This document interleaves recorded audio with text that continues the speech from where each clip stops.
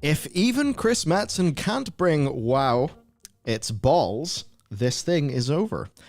Get the feelings out and badassery back in. Hashtag save the game. Spot on, Mr. Vintage. Thank you for the super chat. That is, I'm not sure if completely over is exactly what I'd say, but it's certainly some capacity of over for a certain amount of you watching. I think that's been the big vibe with Metzen's return, and that's been their saving grace, their Hail Mary is Metzen will make the game you like. Yeah, everyone's just being like, it's okay, the Ball Master's coming back. I mean, per, the wants and desires of Mr. Vintage, which is lots of balls. Balls being everywhere in the game, which, could work. I mean, Destiny, it's got balls and triangles. Maybe World of Warcraft, give that a shot. Though, it's kind of funny, all the Metzen cope. I just love it. Like, all of Twitter's like, it's okay, Chris is coming back. It's fine. Chris Metzen's coming back. It'll be fine. It's great. I'm just imagining, Rich Evans just being like, ATSTs, Star Destroyers. Monmouth with Chris Metzen's back. Woo. I don't know if that's what it's going to feel like. But no, I don't think it will feel like that. But there's definitely a fear, I think, in a lot of people of, will it be a false mimicry of what was before? Will it be an imitation devoid of soul? Or will it be actually something that feels like playing Warcraft 3 for the first time again? Or, playing Vanilla for the first time? That's not going to be true because that's in the past, and you can't go back to the past, unfortunately. However, the future might not be too great. Yes, it's just that it's the community, I don't know, meme or whatever that's that's fun to me, right? It's like where okay, shit, the game's good. The game's good. Why don't we like it? Okay, doesn't feel this way. Okay, Metzen's back. Good, it'll be better. And then it's almost as if Blizzard themselves are just being like, because I mean, Blizzard said a year ago, Chris Metzen's back, and then a little bit of time passed, like Chris Metzen's back. And then, like 2 weeks ago, they're like, Chris Metzen is really back. Like, what's going to happen next? Like, I'm like, Chris Metzen has, in fact, doubled in size. He's now 10 feet tall. He's so back. It's like we're just, we've got that, I don't know, the Metzen fruit. And we're just, like, fucking trying to squeeze the juice out. We're like, he's back, he's more back. I'm almost expecting John Haidt to, like, walk up on stage, but it's going to be like, you cannot believe how back Chris Metzen is. And he's going to walk up, he's going like, hello, I am now the senior vice managing executive creative emperor of World of Warcraft now. This is going to keep on giving him titles. Yeah, that's it. Chris Metzen is asexually reproduced. There's now 2 of them, and both of their job title is just Warcraft. Hello, I am the all-father of Warcraft. Yeah. And then it's kind of funny because, from our perspective, we're like, oh, maybe Chris Metzen is back. This would be great. And then, of course, we in our videos like, hey, everyone, Chris Metzen's back. He represented all these gigs. It'll be good. So, yeah, there's this, like, fun whole community-wide thing of, Blizzard are just all, hey, Metzen's back. We're all, hey, Metzen's back. And, there's this kind of, like, shared, I don't know, like, if there's enough thoughts, they'll maybe collapse into a little black hole. And we're all just going to keep on saying that, Chris Metzen's back, because we want this black hole to form. So the gravity of World of Warcraft is pulled into the Chris Metzen hole that we're like, I don't know, summoning, right? Oh my God, why does everything have to turn into bloody primals and Final Fight? I see you in your weeb games. Oh. It's because that isn't just an FFO. It's because it's from a whole concept. Everyone's trying to summon in a Metzen primal. Exactly. That must be really hard because he's just a dude. Well, I mean, maybe the warrior lights a primal. No, obviously not. But I think, there's something to that where it's the shared ambition, the shared hope, the shared dream of, can we please have a Warlords of Draenor that doesn't suck balls as an actual expansion, please? Wouldn't that be nice? Can we have a WoD's like level up and story, except for the time stuff, because that was dumb? Can we have WoD cinematics and WoD, basically a lot of WoD, and then a tiny bit of Legion, and then have the gameplay be like Dragonflight but better and in some capacity, because who knows what that looks like. So here's the deal, right? And I actually think this is one of the fucking cardinal sins of video games these days, and it really pissed me off that it turns out Assassin's Creed Mirage does this too, where they all like, I know what players want. Players want a story, the vast majority of which can happen in any order. Diablo 4 does this, because do you know what happens in D4? You play the beta, and it starts off really strong, and you're like, "Oh my God, what the hell? This could be really good." And then the actual main bulk of the game's story is just, do it in any order, whatever. Blah, blah, blah. And then it's really good at the end. And Assassin's Creed Mirage is like that too. It just has like segments of the story that you can do in any order, and it's like we move from Warlords of Draenor, where you went from this zone to that zone to that zone to that zone, and there was a story that happened. You know the way stories have like a start and a middle and an end. They sort of happen in an order, and if you tell a story that can happen in any order, you're probably going to really struggle with pacing and all that shit. And like they tried to, like after BFA, they tried to make like Dragonflight and Shadowlands just be a linear leveling experience. But they kind of forgot to tell a story during the leveling up process. Because the way in Dragonflight, it's like you could play those Dragonflight zones in almost any order, really. Yes, like there's little bits by of design, because they did it all modularly, clearly. Yeah, but even though they tried to say, no, this is like a linear story, you do the zones in the right order and we tell a full tale. And it's like, people keep on wondering, like, how did none of these level up experiences hit as hard as the Warlords of Draenor one did? And it's because the Warlords of Draenor one was telling a story. It wasn't just having things happen in any order. It was like, nope, we meet these characters here. Their stories get developed here. There's a big culmination of shit here as, you move through the zones and you follow your Rals and Duratans and everyone. And it worked really well. So I don't know, I just prepared in my head because you brought up Warlords of Draenor. Warlords is in a lot of people's head recently because it was definitely like Legion had its ups and had its downs, but Warlords of Draenor was the last time that World of Warcraft as a creative product felt like it had a fixed solid direction the whole way through. Legion wasn't too bad for it, but it certainly had some downsides. But between Pandaria and WoD, that was like another upswing in World of Warcraft storytelling and enjoyment that people really had with it. It's just a frustration that the production cycle of Warlords and the, I guess, genuine mistake of, hey, we gave away a raid tier for the garrisons, and we made a fucking dumbass joke about it, and also we kind of removed the middle out of Yrill's storytelling. Sorry about that. You know the way she has different armor and literally levels up as you go through, and she has this incredible character arc, and then we lost the middle of it. It's just we slipped and it fell, and just the people on the ground with this spilled food. It's just like that. Sorry, we've just dropped the middle of the story. Sorry about that. It's like, why does a bunch of Yrell stuff feel kind of forced and unearned? Because they cut the bit where she earned it. Because there's supposed to be a Shattrath raid tier, which, that is pretty much straight up facts. Actually, they did have a Shattrath raid in one of their BlizzCon maps, but, multiple of us have heard from multiple people. Basically everybody knows there was, a full, patch cut from that expansion. Now, on the whole topic of everyone being it's okay, the Metzen will return, it will be fine. Dabuda said, thank you for the super chat. I really don't care about the fact that Metzen is back. I hope he can make me excited for the game again, but when I heard the news, I felt nothing. And, that's really the thing. Apathy is, apathy is the thing that's going to be the most damaging. And, when that happens, when you don't feel as a response to this new information, that just shows that, a little bit of your illogical emotional connection to the game, which, the word fan, think of, the etymology of that word, whenever you get excited for a game, that's not supposed to be a logical decision because you've sat there and analyzed the game and decided, the balance of the pros and the cons, I'm excited about this game. That is not how selling things works. That's not how getting excited in a game works. That is a manifestation of, the modern internet. Defeat in detail is the standard. Everything's analyzed. But the thing that should happen if you're really excited about something is you don't care about any of that because, you hear that bit of news, you see whatever the new thing is, and you're just excited. You haven't actually had to think about why you're excited. You just know you are.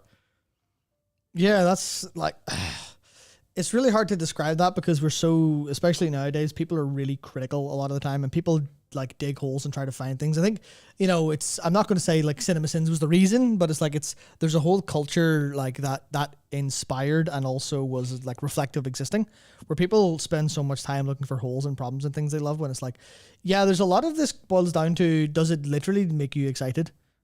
And if it does, then that's kind of all it needs to do in a bunch of ways, even if it's not that good, which is a little bit weird because obviously that leads into what Nino was saying in the shipper. Not sure why so many are excited for Metzen. This is the same guy we hated for corruption storylines and the disappointment StarCraft 2 story was. StarCraft 2 story aside, because I know that was a bit weird in a bunch of ways, but it's not my exact forte. The whole corruption thing is very much, it definitely got a little bit overused at times, especially when you look at how it kind of felt with Deathwing in a bunch of ways, how sometimes the corruption comes out of left field and you're well, that didn't make any sense. But the strongest stuff, and we kind of have to, or not have to, but some of it might be out of hope and some of it might be out of excitement, some of it might be out of he's been gone for a while, so a comeback tour is going to be your best, right? You're not going to come back and just play the half shit songs you did before you left, right? You're going to come back and play your best again. So in that case, I think the corruption stuff is very, back in the early days, it was rooted in not just corruption for corruption's sake, but it had some truth in the ideology of corruption and how people became corrupt and things like that. Drinking drinking Manoroth's blood was a failure on the Orcs' half. And then when Grom drank it again, and you go, well, that was the lust for power. That was the we need to offload this. And then obviously it didn't really matter because what that actually was a vehicle for Grom to go, no, I'll just kill Manoroth and save everyone. And obviously it was a vehicle for that sacrifice. And that's the way the corruption stories have always been. when they're good, they're great, and no one goes, well, that was a corruption story, because you go, that was fucking sick. Yeah, it's whenever it's obviously shit and corruption, you go, well, what was the problem? Corruption. Like, oh no, your dealer corrupted you with this free sample. No, the decision for someone to be like, no, I say no to the alcohol, no more of this. Like, in a way, that's kind of them, overcoming like whatever a corrupting influence. But the bit that matters about that story is them. Exactly. The internal story. So yeah, whenever the corruption, I think, is... Whenever it's, I think, just handled in a way, it's like, oh yeah, he was corrupt and then he was bad. That's obviously terrible. Whenever those characters have enough room to breathe and you see enough of their journey and story, then, I think that it works just fine. An interesting twist in that is what they did with Anduin, where he was not corrupted, he was mind-controlled. That's then something that's quite bizarre, because that's something that is different from corruption and actually could be really interesting. The problem is, the bit of that was interesting is him then coming to terms with all the things that he did, which hasn't happened in the game. So, they kind of did that story, but like the good narrative thing that you do that story for, they didn't really have much in the game. Yeah, I think the problem with Anduin was they wrote that story a little bit as if he was corrupted, as if he was like ideologically poisoned by what Sylvanas had to say. Because they were both like, look at these young blonde men making mistakes, parallels. Yeah, they were going for that, and then at some point they were like, and he was mind controlled, and nothing he did was of any consequence whatsoever. Then why does he feel guilty about it? Obviously, you could say, well, he was sort of enjoyed being, evil or whatever, but they didn't show any of that, nor did they tell anyone. So that was. That was a little bit different. But I think, destroyed things. Yeah, so like Thorn says, I now use the saying, the prodigal son has returned. The prodigal son has returned.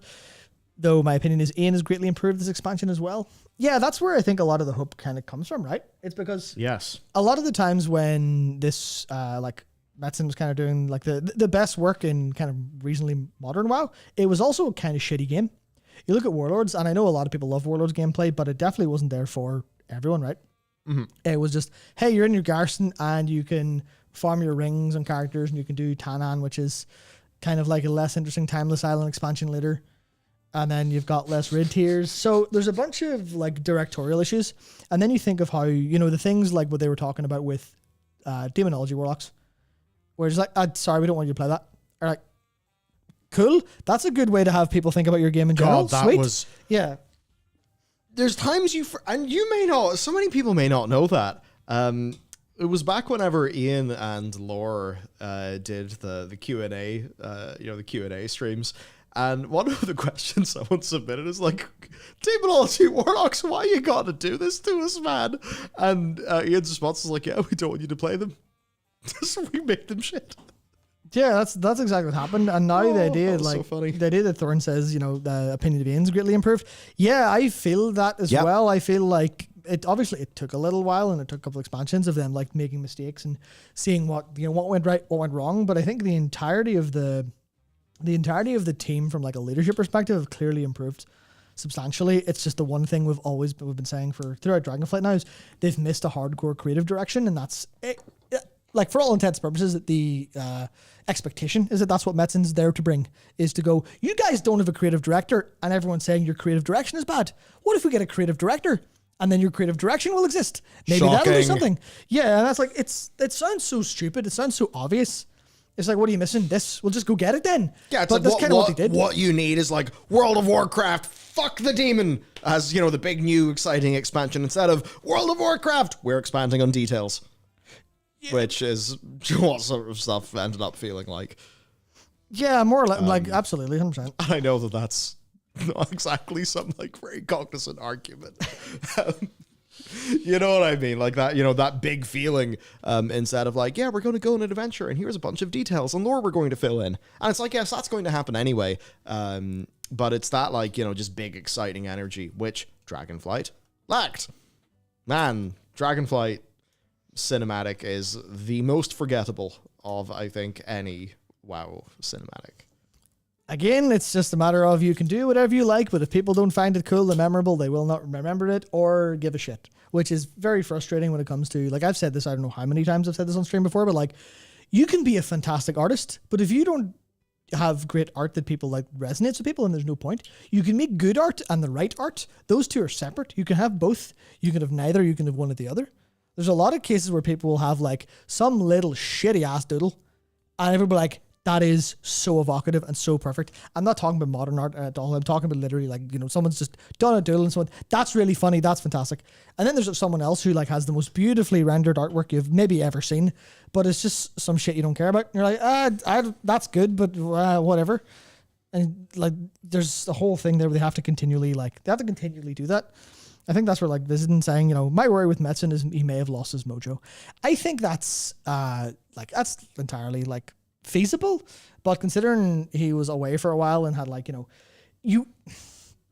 be a little bit of a copium dealer for the storytelling side of this, I think there's definitely potential where, Metzen took a break because he's burned out.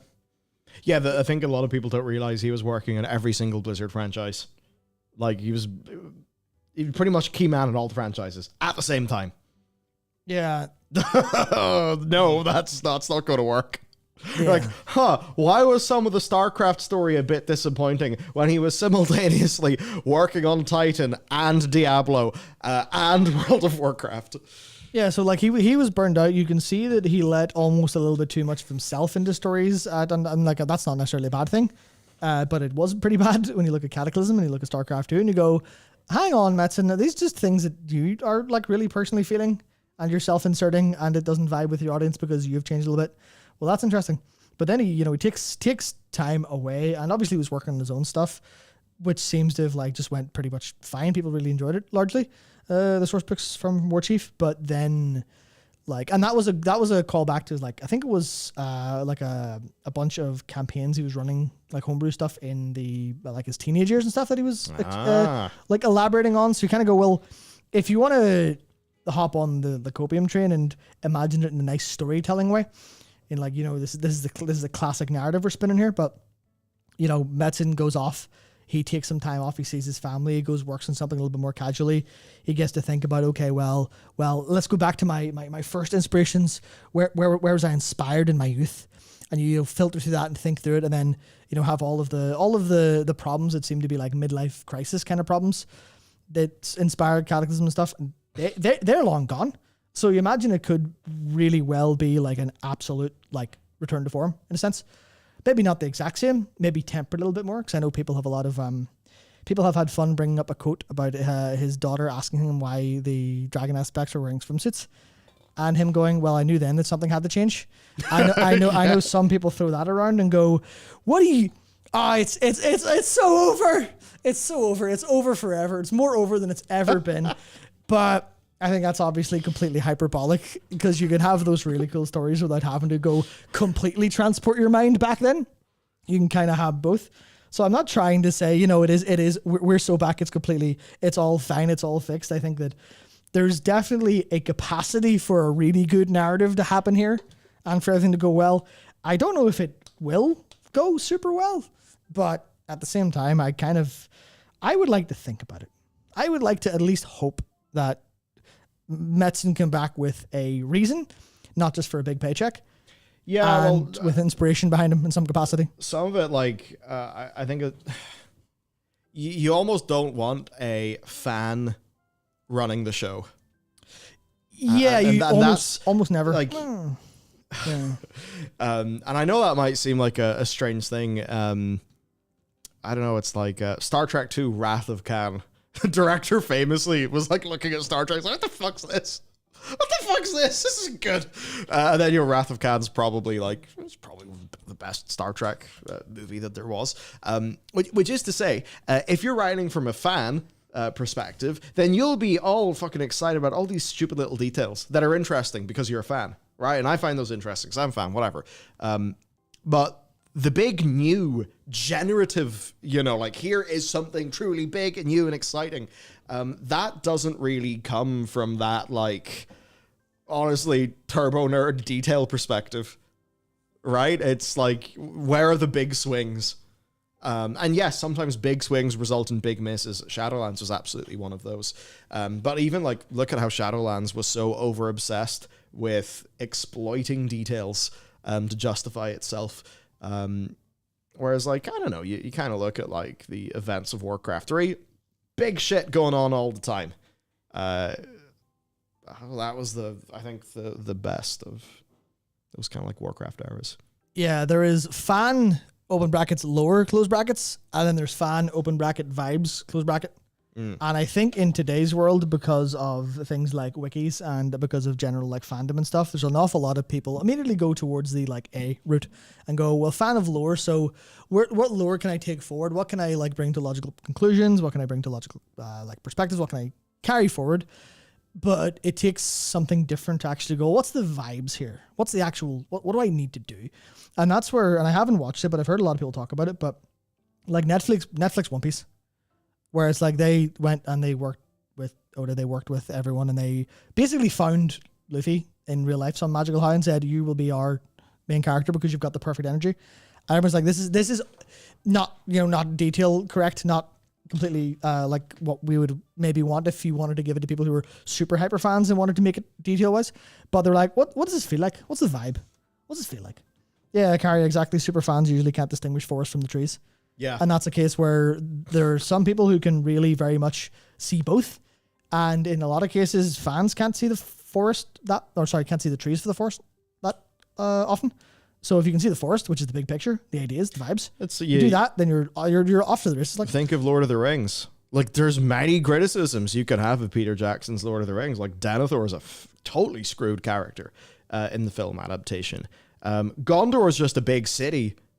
It doesn't really feel like a large state with all these things that you can, like, from a lore details perspective, level at Peter Jackson's trilogy and be like, this is bad, that's inaccurate, this is wrong, blah, blah, blah, blah, blah. But, you can't have the balls to be like, no, we can't do that. Denethor is better like this in our movie. The elves are going to turn up. I know it didn't happen in the book. The Battle of Helm's Dyke? No, we're not going to do that. It's just going to be this, because it'll look cool and it'll be our big set-piece battle for the second movie. And it's like, oh no, the son of Tolkien doesn't like it. Who gives a fuck? He'd probably make a shit movie. That's perfect. That's perfect. You need to make a good thing first. Yeah. Like, good, accurate. As long as it's good and somewhat accurate, I think people will largely be okay. Yeah, it's like, take the Warcraft movie. It had loads of the bits that it needed. Biggest problem was it was kind of bloated mess that it was a bloated mess that also was fucking ADHD as shit too.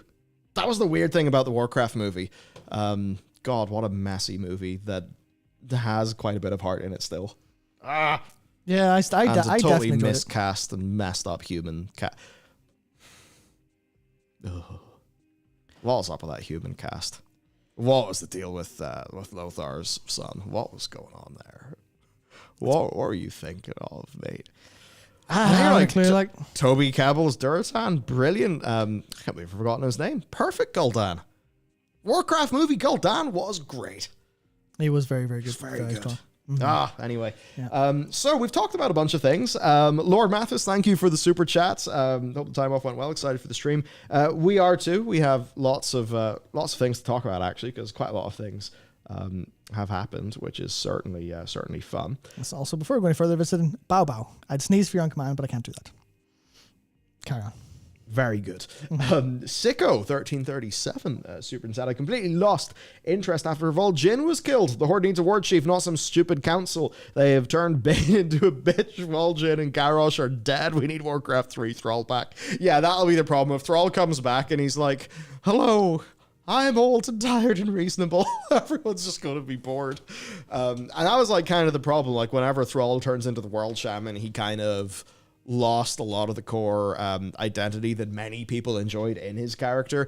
And this whole thing of like the Horde and its council, yeah, that could be really lame, especially because Bane sucks. I used to like Bane. I think do you still like Bane? Yeah, Bane's cool. Yeah, but the problem is, like, he's portrayed as just Hoofy Anduin. There's definitely okay. I like the idea more than the execution. Okay. Yes, there we go. I think like Bane in the quest that appeared in Dragonflight, probably better. Yes. Yes. Yeah, versus yes. Yes. Jesus, yes. Versus like Bane in some of the new like novels and stuff where he's oh god. Anduin, that's another character that, everything's right in paper. My God, has Anduin been an excuse to water down the Alliance so much as a faction and just make everything so goody two-shoes and toothless and boring. Which is why Anduin being out of the picture, I think, is a really good thing.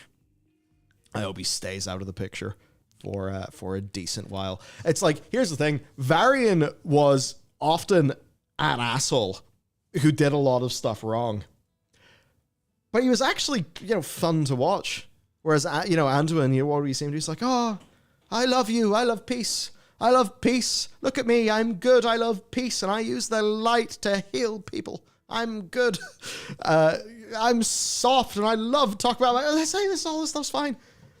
But it's so boring, especially when the Alliance gets homogenized as being like, the Alliance, what are they? A bunch of people who are led by a human king, dude.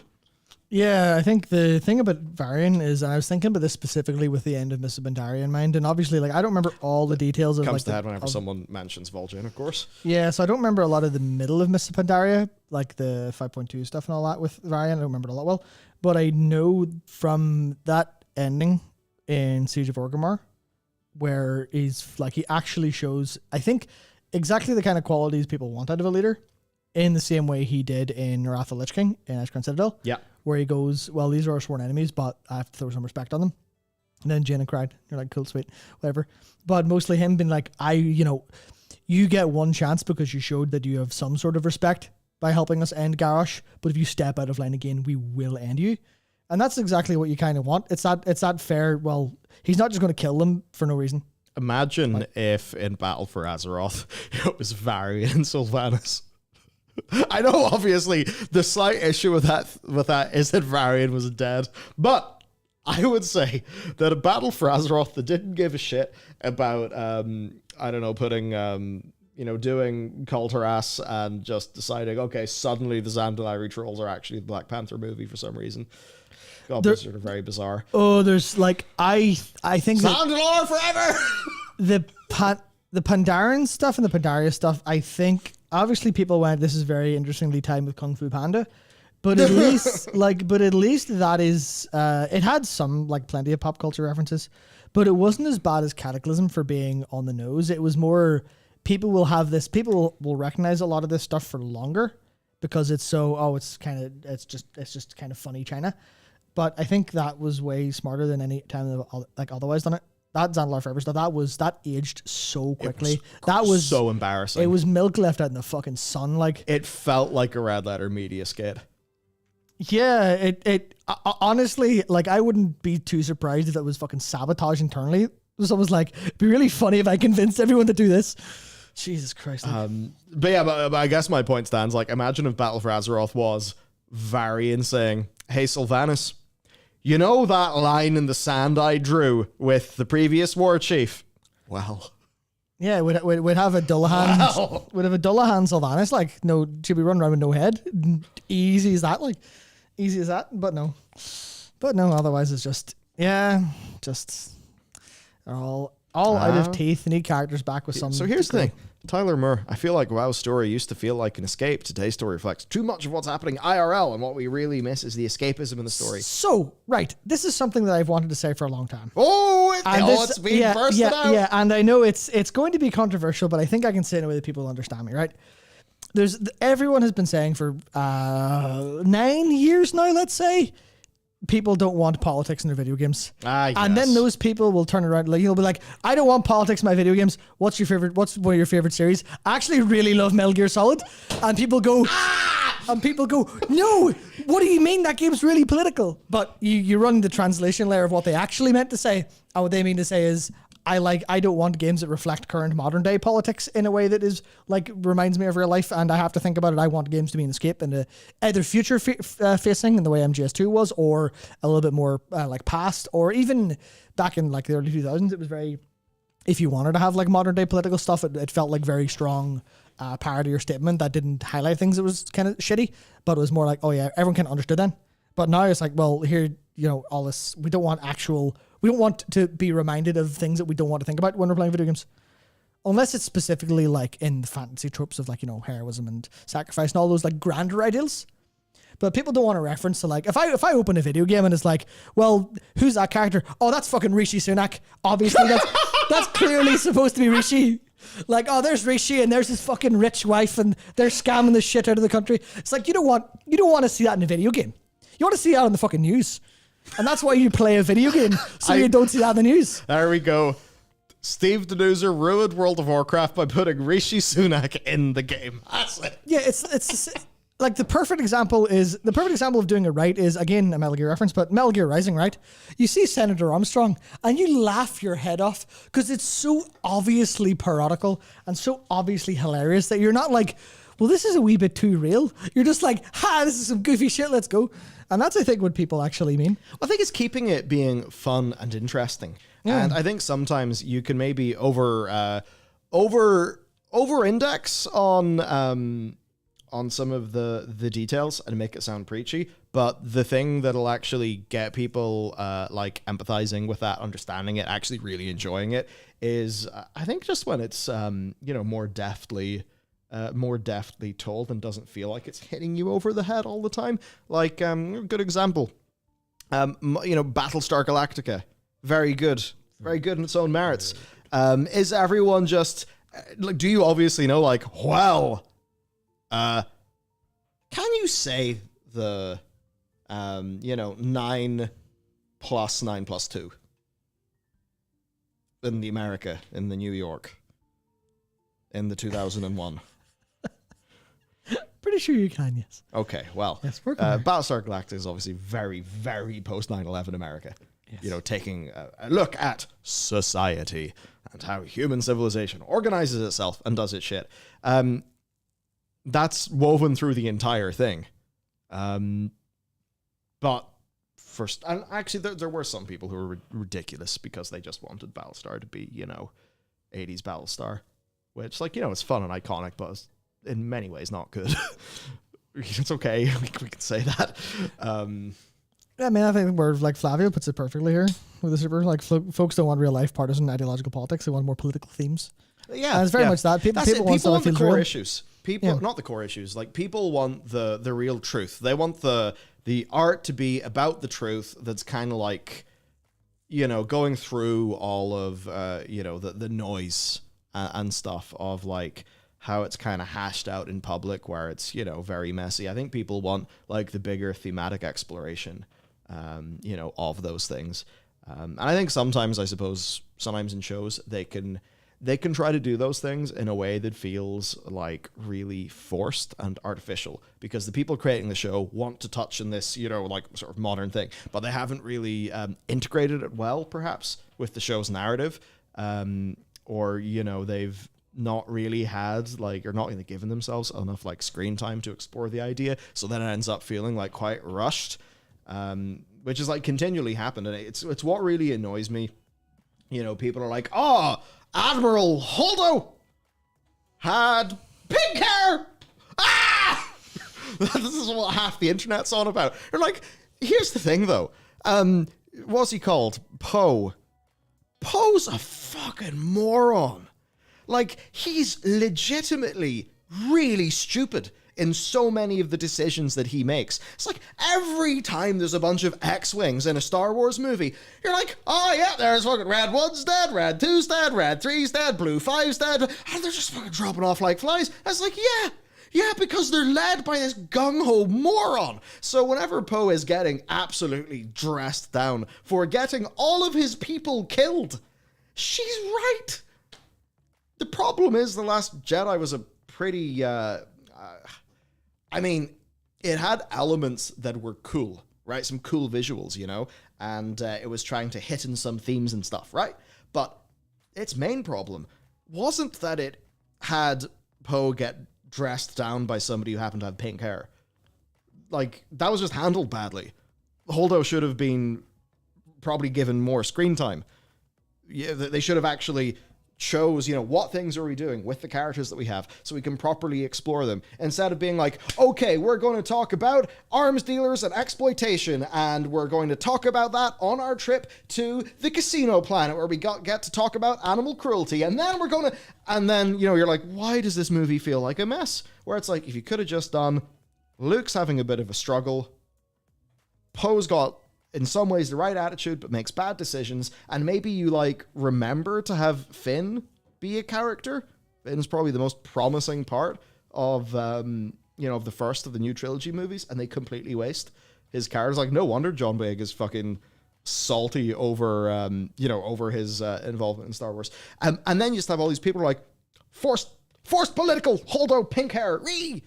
And no, it's like they could have had their political things. They could have had those, but maybe they could have done like fewer of them, and then the ones that they did do, they actually explore well, instead of, to a viewer, it feeling like them just ticking off this social issue, ticking off that issue, ticking off that. I guess it's that thing. People say they don't want politics in video games, yet they really like Metal Gear Solid. And they like Kojima. And it's like, no, they don't not want politics in games. They might say that, but if they like Metal Gear Solid, that's definitely not what they mean. And in order to actually work out what's going on, we need to understand that their language is not precisely describing the problem that they're getting angry about. Yeah, I mean, I think Red Svensson puts it nicely. They want a reflection of truth, not to stare at its ugly face. Yeah. That's pretty much, it's a little bit allegorical, but definitely there. And there's one in chat there a second ago. Yeah, it was Lady DeMontis saying, I'm simply tired of political things being about whatever's current thing in the USA. And that's kind of it. It's like, yeah, tell a story about the themes and stuff. Sure, fine, work right. But a lot of people in the States don't understand it because they obviously are a very massive cultural exporter. Yeah. But outside of the States, we're really sick of all of your stuff making it into all of the media. It's just really tiresome. Sure is. Is basically how I'd put it. Because, it is what it is. Maybe we should just try competing by making more art ourselves. I mean, yeah, that's kind of the problem. Like, it's like you can't really blame the Americans for telling stories that come from an American context. They're American in America. Right? It's like, yeah, and the market's rewarding them by turning up and paying for it. Yeah. The cultural homogeneity spawned by Hollywood being the central land for everyone to go and everyone filtering through ideas. Yes. And the physicality of it basically more thing. Important. It's been maybe, all the British actors maybe want to move to LA. And, the people who are making the big decisions end up being Silicon Valley tech companies or stuff like that. I think, yes, that's what kind of frustrates people. That being said, it is nice to see like more South Korean stuff appearing on Netflix. It's nice to see more foreign language movies appearing. That's pretty cool. I don't know. You'd hope that would have some sort of positive impact. I mean, it's like, hey, people watch Battle Royale and they don't go, oh, Battle Royale, terrible movie, too political. Even though you're like, do you know what Battle Royale's about? Battle Royale, the Japanese. A Japanese movie. PUBG, no. Oh man. Soon as Soul Silver, I can't really trust Metzen on a dwarf expansion since he did forget about Falstad until the red shirt guy reminded him that he's not dead. So that's the thing, right? That I don't think is a good reason to not trust Metzen, because you're not going to Metzen for the details. No one has ever went to Metzen for the details. What people have went to Metzen for is the big, larger-than-life characters, the big core thrust of the story. Not the tiny little details all the time, even though, yes, can be embarrassing when that kind of thing happens. I have something that's going to be horrible, and I have to say. You were smiling maniacally. Yeah, so I have something that's really horrible, and I hope no one dislikes this too much, because I do mean it. How many people did remember Falstad until Ian Bates actually mentioned it? Fucking nobody, except him. Maybe a handful of people, right? No one gave a shit, but that was something that became quite mimetic, because it was, oh yeah, actually, yeah, you're right, that was a thing. But fucking nobody in that crowd knew or gave a shit who Falstad was. It didn't matter to the story then, and it barely mattered to the story afterwards. Yeah, exactly. And like, obviously you don't want to just, you don't want to forget about a character, because then your story is probably shit. If you're like, well, actually, that's a good point. Why hasn't Jaina done anything in 4 expansions? And then like Metzen goes, oh shit, I forgot. It's not like that, right? Why did Daenerys fly all of her dragons over those surprisingly accurate dragon killing crossbow ballista things. She kind of forgot about the fleet. Okay, you don't want to make that kind of mess up. Yeah, so like I think like forgetting that if a minor character is supposed to be dead or not in the grand scheme of things, especially when you're like, I guess, prompted on stage as opposed to writing a story, I think that like makes complete sense. I think like that's not particularly, I don't think it's an important criticism when it's taken in like that particular context. And I actually think that as part of like the attention to detail that like superfans have, that's really quite crippling a lot of creativity. Where even like I'm guilty of this all the time. Oh, same. I'm just like, that doesn't make sense based on this thing that I have in my head. And I'm like, you know, I'm sure if the dev had me in the room, they would be like, it fucking doesn't matter, you dumbass. So here's the thing. Night Elf Heritage Armor questline. God, Yeah. this is, you can just talk about this thing forever. Already have? Yeah. It actually gets loads of details right. It's 100%, Loads of callbacks to vanilla. It actually gets that stuff really accurate. It's just not the story that most people seemed to like.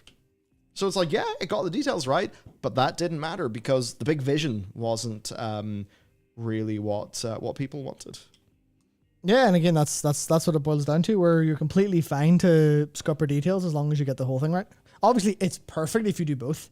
If you can have callbacks to minor characters that someone remembers, then that person's going to be super, super, super happy. So you should always have that like aim to be right and be accurate, but you should never let being bogged down the details distract you from doing something that's actually really good and cool and interesting. And that's not even just like, you know, well, how hard is it to get the detail right? And I think the problem is with a game that big and that like long, it's been so many other bits where, you know, the amount of times where I have to like, I'm trying to write a video about a character or something, and I have to go and bust open like a copy of Stormrage, like get a PDF of Stormrage and like Control F through it for a character to find references. And that stuff that is like, that's going to probably destroy how they actually write stuff if they start doing that. Because that's going to take hours out of their day and out of their writing. And they should be able to like do it pretty quickly. They should have tools and things like that. And there's cases where, you know, the exploring books where apparently lore historian doesn't know lore history in any capacity accurately half the time, just gets fucking numbers wrong all the time and just has characters and doesn't bring things forward. It's like another example of that is actually the Forsaken Heritage quest, where whoever's making that quest went, and the Scarlets have the island. And that wasn't right. Yes, that was wrong. And that's kind of sucks. But at the same time, taking the island back from the Scarlets was cool. So yeah, and people are like, fucking get over it. They got there somehow.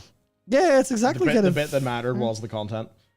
Yeah, exactly. And I understand how saying that can then lead to a game becoming a big mess. And I'm definitely not advocating for a big mess. And it is absolutely obviously ideal to get all those details right too. It's just like the order of importance, I suppose. In the same way that it's like the most book accurate version of Peter Jackson's Lord of the Rings trilogy, where we had Tom Bombadil, we had the Scouring of the Shire, where the elves didn't turn up for Helm's Deep, where there was the Helm's Dyke, and you kind of do all those details. Probably, are the details right? Yeah. Is it really big movie people love? Probably not. And obviously, I can't prove that. Maybe they would have been able to pull it off, but it's like one of those things, like it's well respected as an adaptation because it was quite wise in what things it cut and what details it wanted to change or gloss over, because it kind of had to make those sacrifices for the big picture. And I suppose a very tiny version of that is the Scarlets are on the island, because that's the bit of content that will be exciting. Exactly. I think Ikaria puts it right by saying right trees, wrong forest versus that's a great versus line. Wrong trees, right forest. That's exactly it. What would it really kill them to have right trees, right forests a couple times? Maybe, but that's the hard part to do.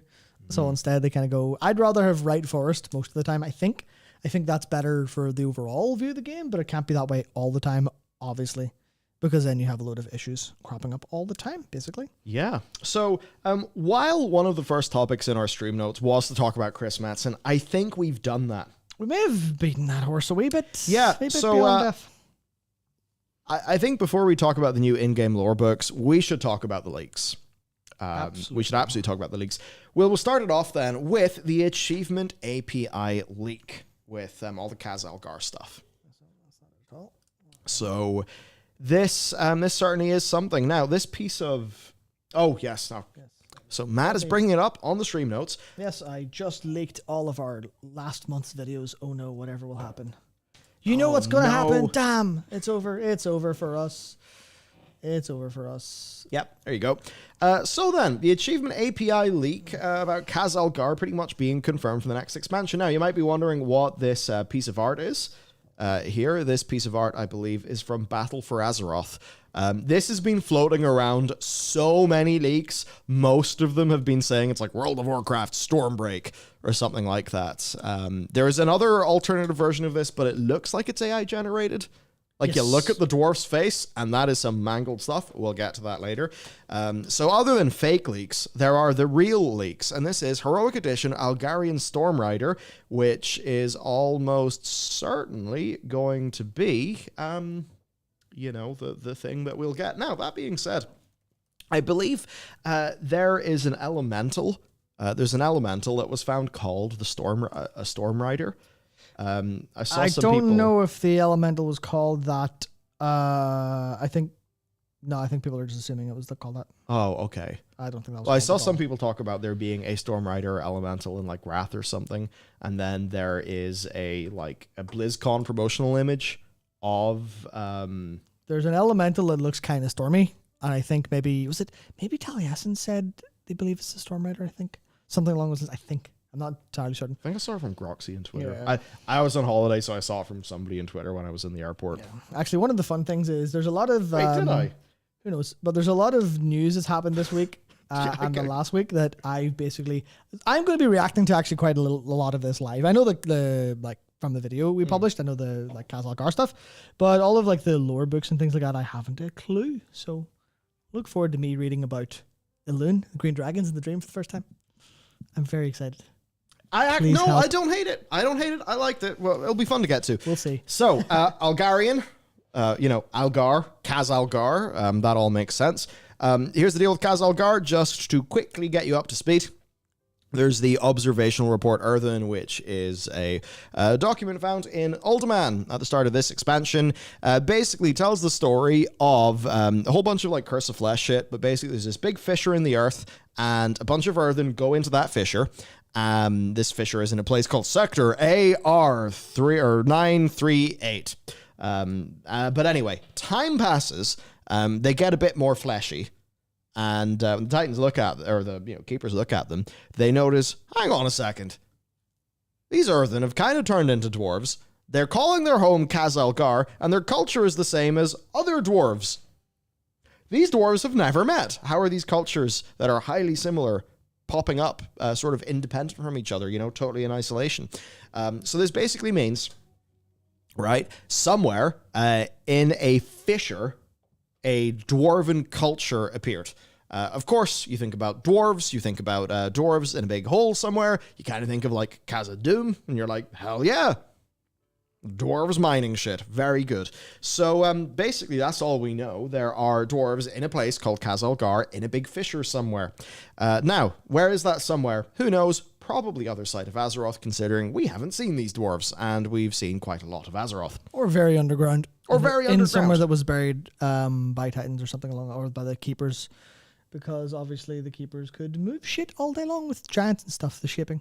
Yeah. They may have reship parts of it at times. Oh yes, this is the thing that does make it seem less like an elemental. So there are some data mine dwarven cosmetics. One of them is the Stormrider's Stormhammers. So it's Algarian Stormrider. This guy's a Stormrider's Stormhammers. So, maybe Stormrider is the, dwarf on a griffin with a big storm. Hang on, I need to press F6 real quick. Uh-oh.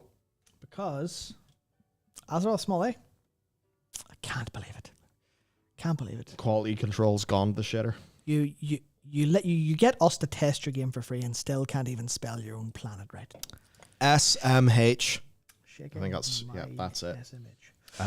Also, some Wildhammer Scout and Regal Griffin Rider's headgear has been found. A Dwarven Crown Splitter, which certainly looks like a pleasantly gruesome thing to be hitting the head of, or with, that costs 450 traders tender, and we will talk about those tendies I'm not later. getting that, that's for sure. Yep, there's also the dynamic flight is actually enabled for griffins, if impacting. I was going to read them out. There's no point. Basically, a shitload of griffins.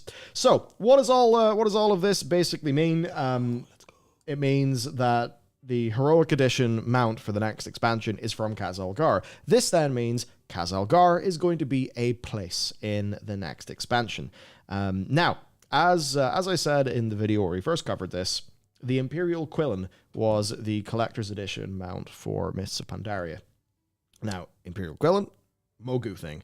Do the Mogu play a big role in Mists of Pandaria? Yes. But from the Imperial Quillen, could you suddenly know what Garrosh would do in patch 5.4? The answer is no. So this is not something to just be like, yeah, we know what the expansion is, it's just dwarves.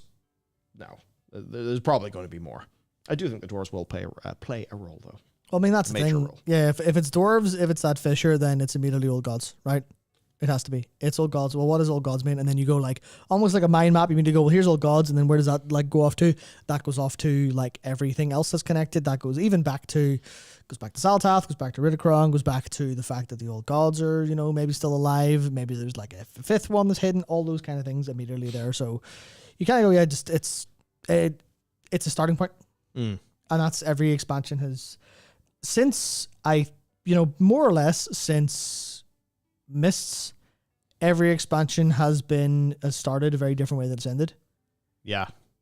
Obviously, you look at the first 4 expansions, you go, well, all right, well, what's the crack? You Deathwing, you kill him. Arthas, will you kill him? Ilden, will you kill him? Asterisk.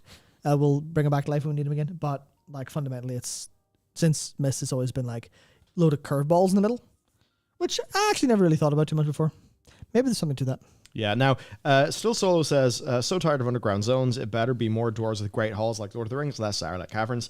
I would imagine so, yeah, I think they will be able to, and actually, we'll get to that because there is some pretty cool art in this doc as we keep on scrolling down. So, Matt, do us the honor of scrolling down. Number 1, here's some Wildhammer Griffin roosts that are new, that those just exist in the game. But if you keep on going below this Falstad's hot stuff, by the way, here's the storm. We need to have a Hots. very long conversation about Heroes of the Storm at some point, because I even opened it a couple of weeks ago now. And I was going through some of the skins and stuff, and I was like, this is so peak. Oh, they're so good. Yeah, my actual current profile picture on Discord is one of the Mecha Palette URL, because it's so good. The design is so perfect. I'm like, man, this was... The Blizzard killing this was such an unbelievable mistake. It's, so maybe sad not financially, but, It's so sad they weren't able to get that to catch on. Yeah. You just wonder how they maybe integrated it more deeply with World of Warcraft. Had they have tried to perhaps move it, away from just the MOBA? Could there have been some co-op modes? Could there have been some PvE things they could have done to maybe appeal to a Warcraft player base more? I mean, I obviously don't know, but you wonder because they did capture so many of those characters perfectly. Now, to take a look then, this guy, Elstrin here, did a whole bunch of Grim Batol restoration work, basically saying this is what Grim Batol, the former capital of the Wildhammer clan, would look like if it hadn't been abandoned and, fall into ruin and all the bad stuff that happened to Grim Batol. And basically, there's more below that, that's sort of higher res. Ooh. Yeah, and it's like, hey, this stuff looks pretty damn cool. Big dwarven halls. So would I be too worried about a Zarlak Cavern thing? If it feels like... if it's feeling like Khazad-dûm, then I'm like, hell yeah, let's go. If it's just a mole hole full of comedy moles, then that would be lame. Because Zarlak Cavern was pretty lame, because it was just a comedy mole hole. I think that's exactly what you want to see out of like the Metzen era. You want it to be less. Here's something goofy. And yeah, hello, we're the little mole people. Yeah, I don't know. We like sniffing things. Yeah. I think, Metzen will be like, at least old Warcraft says to me, it's like, no, these are like a fucking ancient band of gnarly dudes. Yeah, I think people kind of missed the boat on Murlocs. because I think Murlocs have become like cutesy and cutified over time. And they always sounded like they did. Do you remember fucking Guardsman Thomas? Is that what his name was in Elwyn Forest? You're like, where did the Guardsman go? And you just find a piece of meat. They're like, this piece of meat was the Guardsman. Yeah, they were horrifying. Horrifying. And that's the thing, because the Niffin are pretty well executed. Again, I think they're like pretty compelling as a people. They have a lot of like the detail to how they live their lives down. Really down pat. No, but they're all wrong for Warcraft and boring. Yeah, and that's what I'm trying. I'm trying to highlight that fucking point, dumbass. Yeah. Trying to highlight the point that they're very well executed, and because I see people like actually kind of like them. Go, yeah. If that's the thing you like, then that's great. They were executed very well. Some of the parts were fantastic. I actually liked a lot of like their smaller stories and stuff. Well, if this but was the point was that it was not what people wanted. If this was like the underground expansion to Fae Farm, and what we were talking about is a cozy farming game, or some wholesome game in the Nintendo Switch, like. The Niffin would be fantastic for that. But instead, it's like the Niffin got roasted by Farak and didn't do anything after that. Oh man, Doxon, you've really put like the nail on the head there. Imagine a patch in Miss Mandari, but the Grummel. Yeah, I still hate that I don't have a transmog mount that doesn't have. There's no little bastards in the back of it. Yep. Yeah. Nail has been hitting the head. Also, here's some cool Wildhammer clan backpacks that a previous Blizzard concept artist worked on, and a rucksack concept done by James Neal here as well below. So, just an example of some rewards. I think they all look pretty cool. So, overall then, Khazalgar as a place in the new expansion is the thumb up or the thumb down. For me, the thumb goes up. Obviously there's a lot of, there's many ways to destroy it, but also, I think like as far as if I get to see dwarves being cool dwarves things, and some of this might be impacted because I literally watched the first 4 episodes of Freyrin last night, Freyrin Beyond Journey's End, which is a newly airing anime, and the dwarf in that Eisen is fucking cool. So I might be a little bit pro dwarf today, but generally, I think the dwarves have been always a little bit underrepresented, but for a lot of people, they were a very, very strong part of the fantasy of the initial like vanilla stuff. The amount of people who started and done more and loved it to pieces, like it's exactly that. If they can get a little bit more. Anyone listen to the music we play at the end of every single video, and have done for years and years and years? Mm-hmm. Yeah, that people seem to be like, oh, that music feels really nice, and I feel like I'm at home. You're like, yeah, that's Dun Moreau. Okay, next topic, and this is a somewhat related one that's kind of interesting. Done that wrong. It's supposed to be next topic. Next topic. Towley is springing leaks left, right, and center in, to make it very dramatic, a now deleted video. Yes, video unavailable. This has been removed by the uploader in a now deleted tweet and YouTube short. Oh, I thought that was just interesting. The YouTube short was taken down. I didn't know the tweet also was deleted. Right. Well, why were these deleted, Matt? Good question. I think it's either because Towley is having a very fun time LARPing with people, but based on what we now know, I think he actually may have flown a little bit too close to the sun with it being abusing his friend DA, as you put it. Just like, I've heard some stuff. What if I'm really cute about this on Twitter, including posting pictures that are basically representative of what the next expansion is going to be? Oh, whoops, I've been bonked. Whoopsies. Sorry about that. Yes, has Towley got bonked, perhaps? So, while we cannot play for you the clip, what I can do is relate to you his words. Okay. Public domain, motherfucker. Time for me to say y'all a bunch. Everyone keeps talking about the South Seas expansion. I keep telling y'all are thinking too much above the sea. You guys are thinking too much above the sea. I said this 2 weeks ago. You're thinking water where you should be thinking somewhere else. I mean, that's all I gotta say. Water or land? It must be land then. Sweet. Let's go. Except for all the other tweets, of course. What is beneath the sea? What is beneath the South Seas? Underground. Now, he also did tweet a picture of a big cavern. Yep. Zaralek, but green. Fantastic. So, yes, this is some people in a cave. He said, would love to visit a place like this in the future. Mm-hmm. Why did he say that? That's a good question. He also posted a picture of a rock, a picture of a scarab, and a picture of a kobold. Where could the scarab be, I wonder? Where are scarabs where there's a current plot relevance in the video game? Who knows? Who knows? Why are there a whole bunch? You know those scarab dresses? There's loads of silithids in the Barrens because of the Cataclysm in Southern Barrens. I know this because I was questing there recently. So this is clearly a Southern Barrens based expansion that'll heal the Barrens, which means we'll get to raid Wailing Caverns for the first time. Let's go. That'll be perfect. Glad Matt's finally worked it out. Yeah. So, and of course, most importantly, who is Jack? Like, that's the big question. This character, Jack, who is Jack? Jack is the greatest of every class in the Final Fantasy series. I'll have you know. Or maybe it's the memes Jack. Maybe it's Jack the Ripper. Jack Garland, Jack. There's a lot of really cool Jacks, except for Jack, who doesn't have a C in his name, J-A-K. Not the one from the PS2 games, they were good, but the one from Immortals of Avium, he was shit. That's what Immortals of Avium. Yeah. Yep, who could have seen that one coming? Now, Soul said at some point in 11.0, the sword trademark is finally addressed, and its deconstruction causes a structural collapse of Silithus, revealing a semi-underground zone of Titan Courage structures, ruins, and 3 question marks. There are 3 question marks underneath the earth, to which Dowdy says, I mean, and not to just do the normal ... He, in fact, does 4 dots. That's an ellipses plus. An ellipses plus, what could that mean? Classic plus confirmed. Shit, there we have it.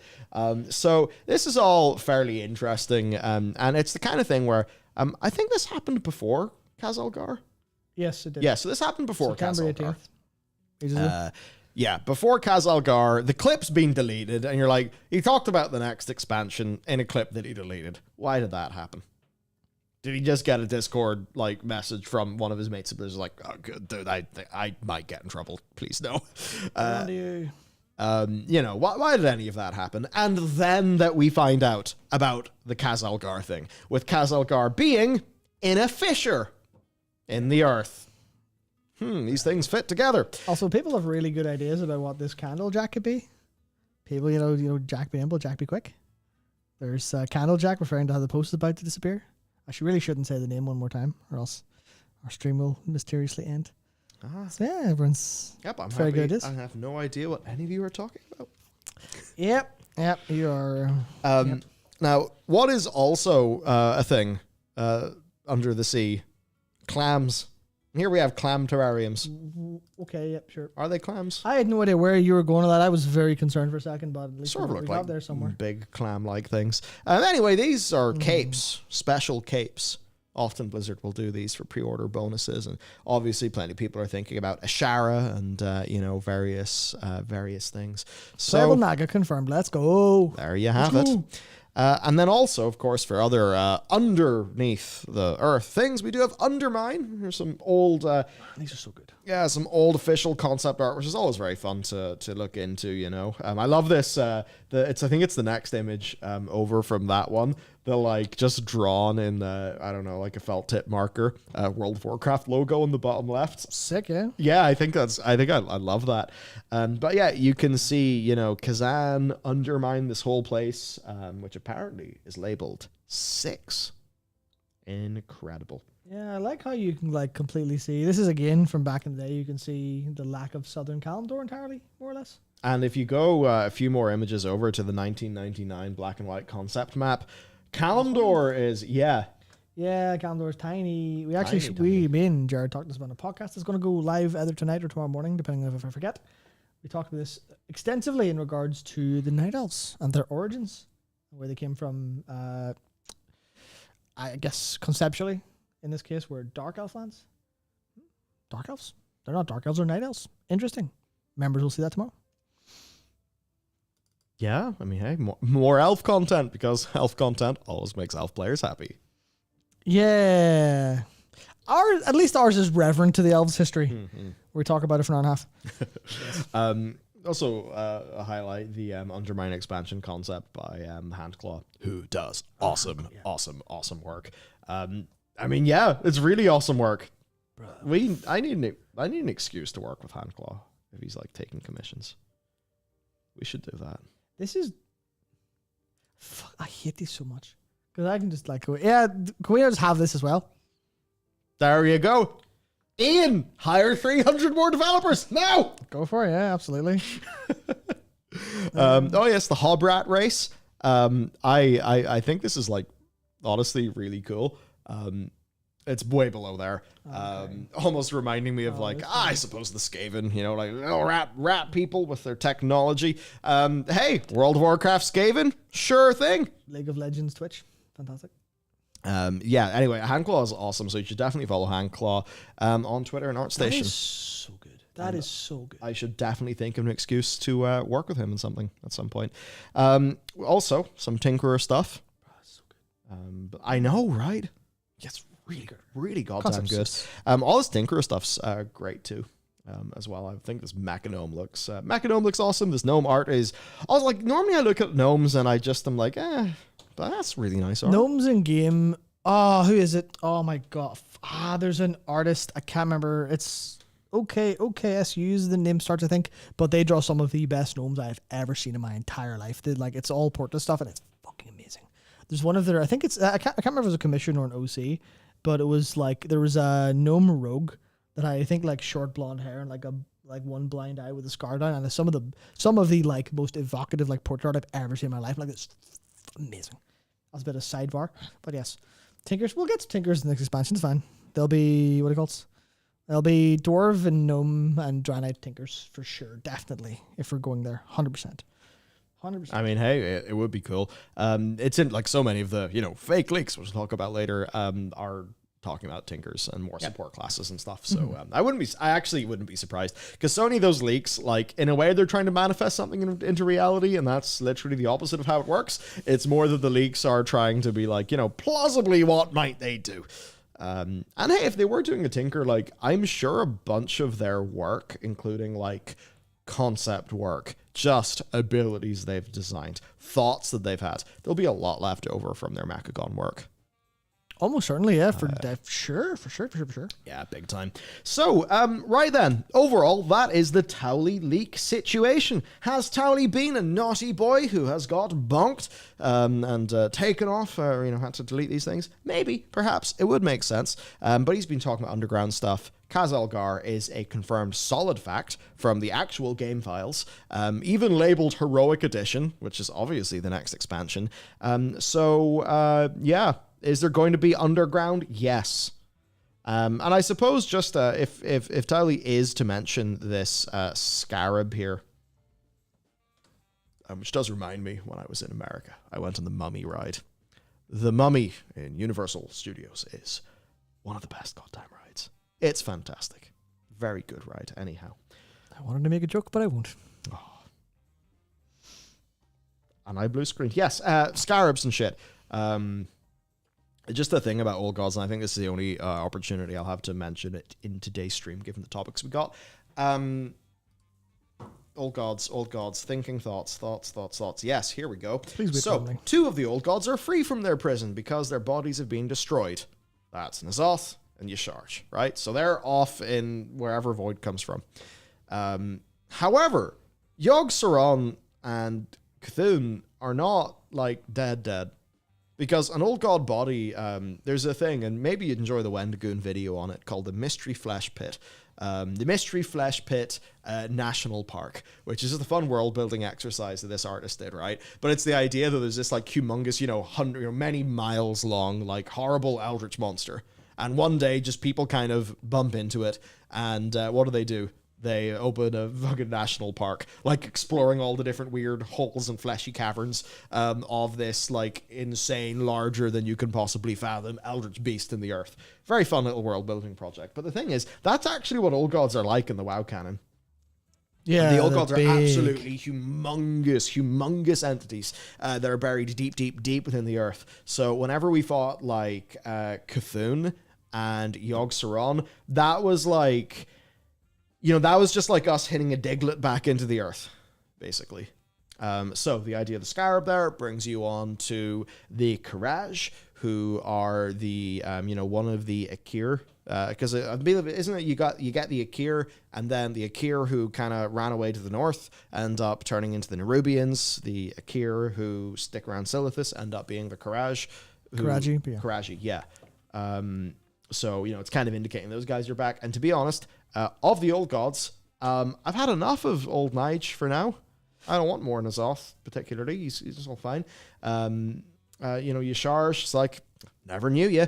The two old gods that would actually get me excited are Cthulhu and Yogg-Saron, to be honest. I think Cthulhu, just because of the longest distance and the fact that Cthulhu wasn't ever really explored as much, so there's a lot more room to like make them an actual character as opposed to sit there and go, well, what can we do with Yogg that we haven't done before? Because Yogg already had like the whole Sarah moment. Yeah. Where they, you know, that speech was given as the voice slowly morphed, and it was extremely strong the first time you ever went in there, because you probably weren't spoiled on it because you didn't watch YouTube for all of your content back then quite as much. So it's very, very good. I think Cthulhu getting that, especially getting more of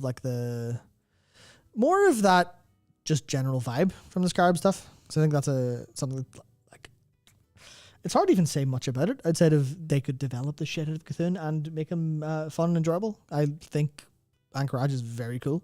Oh, yeah. It was just very classic and like, here's a cool place. If we've thought about it a lot, we haven't actually put those thoughts anywhere really deeply in game. So that'd be very nice. Very nice. Yeah. So that's all quite fun.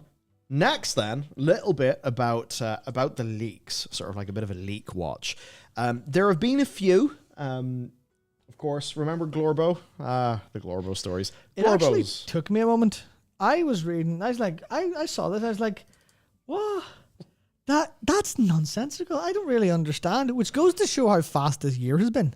Yes. Because then I saw someone say, oh yeah, the AI site thing. And I went, oh my, I forgot entirely. Jesus. But yeah, this is it.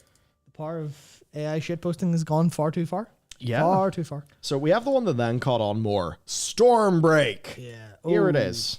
Mm-hmm. Now, step very far back and look at this art, and you might be like, whoa, look at this. We got fire and shit. We got beasts flying about. Well, the reason for this was it was posted initially like this. Yes. Which got people thinking, because it's fairly similar in presentation to how Dragonflight got leaked, with pictures of like posters and stuff and printouts at a desk. And this is Blender. People familiar can tell the UI Blender went, oh, they must be putting together like a 3D composited thing. Cool. Oh, there's a printout, and there's, it looks very real and very true. And there's a lot of really interesting things where I know John and our team spent a long ass time like putting together to try to check, like comparing fonts and fan fonts and stuff. And obviously it ended up being revealed by the creator to be just an AI generated thing, but it like at a glance, you're like, oh yeah, it looks completely real. Now, zoom into that for me, Chief. Yes. And zoom in more, which it should let you do by clicking the buttons down there. All right. So, that dwarf's face is certainly looking a little bit worse for wear. Yeah. And if we keep on going down, you'll sort of see these strange formless masses masquerading from far away as griffins. Yeah. Yeah. It's not great, but if you if you step back, if you saw us on a billboard and went, oh, that's cool, nice. Because people don't look at things anymore. Wait, no, that's it. That's it. AI will save the world, because everyone will get used to paying attention to details now. There we go. Sorted. Oh, now sidebar. Yes. We do have World of Warcraft World Soul. What's this? No offense, but God, that's a terrible name. This will be my only post. Well, actually, oh man, talking about bad names. So I watched like the middle section of Jim Cameron's The Avatar 2: The Way of the Water. I should watch that. Yeah, I was like, while it still has loads of issues and is quite similar to the first movie in too many ways, it has so much more heart, and like a lot of the designs and stuff are actually really cool. But anyway, I saw something that said that the next movie is called Avatar 3: The Seed Bearer. That's like, a good name. Jim, don't let the internet get near that. That's a good name. Oh, I like that one. That's it. Old John like Connington. The seed is strong. Yeah. Oh, God. God, incredible. So anyway, World of Warcraft, World Soul. Avalorn is the Bermuda Triangle of Azeroth. Each zone has a surface half and an underground half. Underground is not like Zarlak. There are many biomes like Journey to the Center of the Earth. Hey, if we're going to have some, if you're going to give me some Y-Files shit, I'm so down. I am. Yes, absolutely. Okay, player housing, it is there, but it's only in Avalorn. Different professions make different furniture and decorations via work order system. Some classes get new support specs, like the Bard Rogue, which sounds kind of insane, but I suppose I could see that. Gladiator Warrior, which is a concept that, if true, would be resurrected from Warlords of Draenor, which uses shouts and banners to hype up the crowd. That's it, you just have a hype man. Yeah. There you go. Yeah, warm up the raid. Pre-order bonus unlocks all classes for Drakthir in a future patch, except DK and DH. They start in Excel's Reach. I think that's the bit that's the most false. I don't think they would do a class unlock like that. Yeah, it's not. There's no value in that. Doesn't seem like it would even work that way. Undermine Dungeon with Gallywix is the pre-expansion event. So how does he get from Tazavesh to Undermine? Magic, there we go. Besides Algar dwarves, there's a human kingdom with similar origins. Okay, maybe those Avalorn heretics, you could have some stuff going on there. I could sort of see that. Yeah, it would make sense with like proto-humans being a different sect of Fragile who went somewhere else, yeah. There's also a race of ant people called the Myrmid/Mermin, not sure on the spelling. There are good black ants we ally with and evil fire ants who are the first raid. Sorry, fire ants. Ants. That would be the worst. That would be the most challenging raid of all time. Yeah. Jesus. You'd be absolutely screwed. So, are people aware of if an ant's like physiology was scaled up effectively to human size, how strong they would be? Terrifying. They are scary. Obviously, of course, their physiology doesn't scale up. The only reason it physically works is because they're so small. But that's a magic and shit. What if? Yeah, that's dumb, but also it's a man with the proportional strength of a spider. Excelsior. Yeah, exactly. Yes, exactly. We've got World of Warcraft Chronicles, a Netflix series. This is fake. Yes, this is fake because. And thank God, because if they called something Warcraft Chronicles, I would immediately send. I would send at least emails from 4 different accounts calling the people who work at marketing and PR and like naming stuff. All so many names that I'd immediately be killed. You call them a bunch of. Immediately be killed. Yeah, I would like. There would be a drone strike in this city immediately. I would say so many mean things. Whoa. Yeah. You don't call it. No one will click Warcraft Chronicles. Just call it Warcraft. Thankfully, this is fake. Yes. This is fake because it's just a zoom in that art. Yeah. Now, cool art. I said. People have been thinking about Warcraft TV show for a long time. There were many rumors and leaks and rumblings of a Diablo animated project, I think, with Netflix, which obviously didn't go anywhere. But yeah, who really knows? I don't really know what studio Blizzard would partner with for something like this. Do they go for more like Western animation? Do they go 2D? Do they go 3D? Oh, sorry. I really hope they don't go 3D. I don't want to piss off people who like Dragon Prince. But they're wrong, yeah. But my God, that animation is so bad. Yeah, sorry, I literally got a mind blow from you there. There are definitely lots of examples of Japan trying to do 3D in anime and not being able to do it. Yeah, such as every time they've tried, more or less. Outside of a few rare examples. I watched recently with friends. But basically, to me, Dragon Prince looks like a machinima. 3D is not easy to do properly. Oh, it's really hard. It's why you look at so many of the DreamWorks TV division, like Jurassic Park, Camp Cretaceous. You're like, why are the characters like that? You seriously, like fucking DreamWorks, big name. You look at what their TV division does, in 3D, and all the characters look like they're dead corpses. It's very strange. So I definitely hope they don't go in that direction. It's tricky. I think the most impressive that is obviously what Fortiche were able to do with Arcane. Yeah, should really look into how Arcane was made. It is absolutely incredible.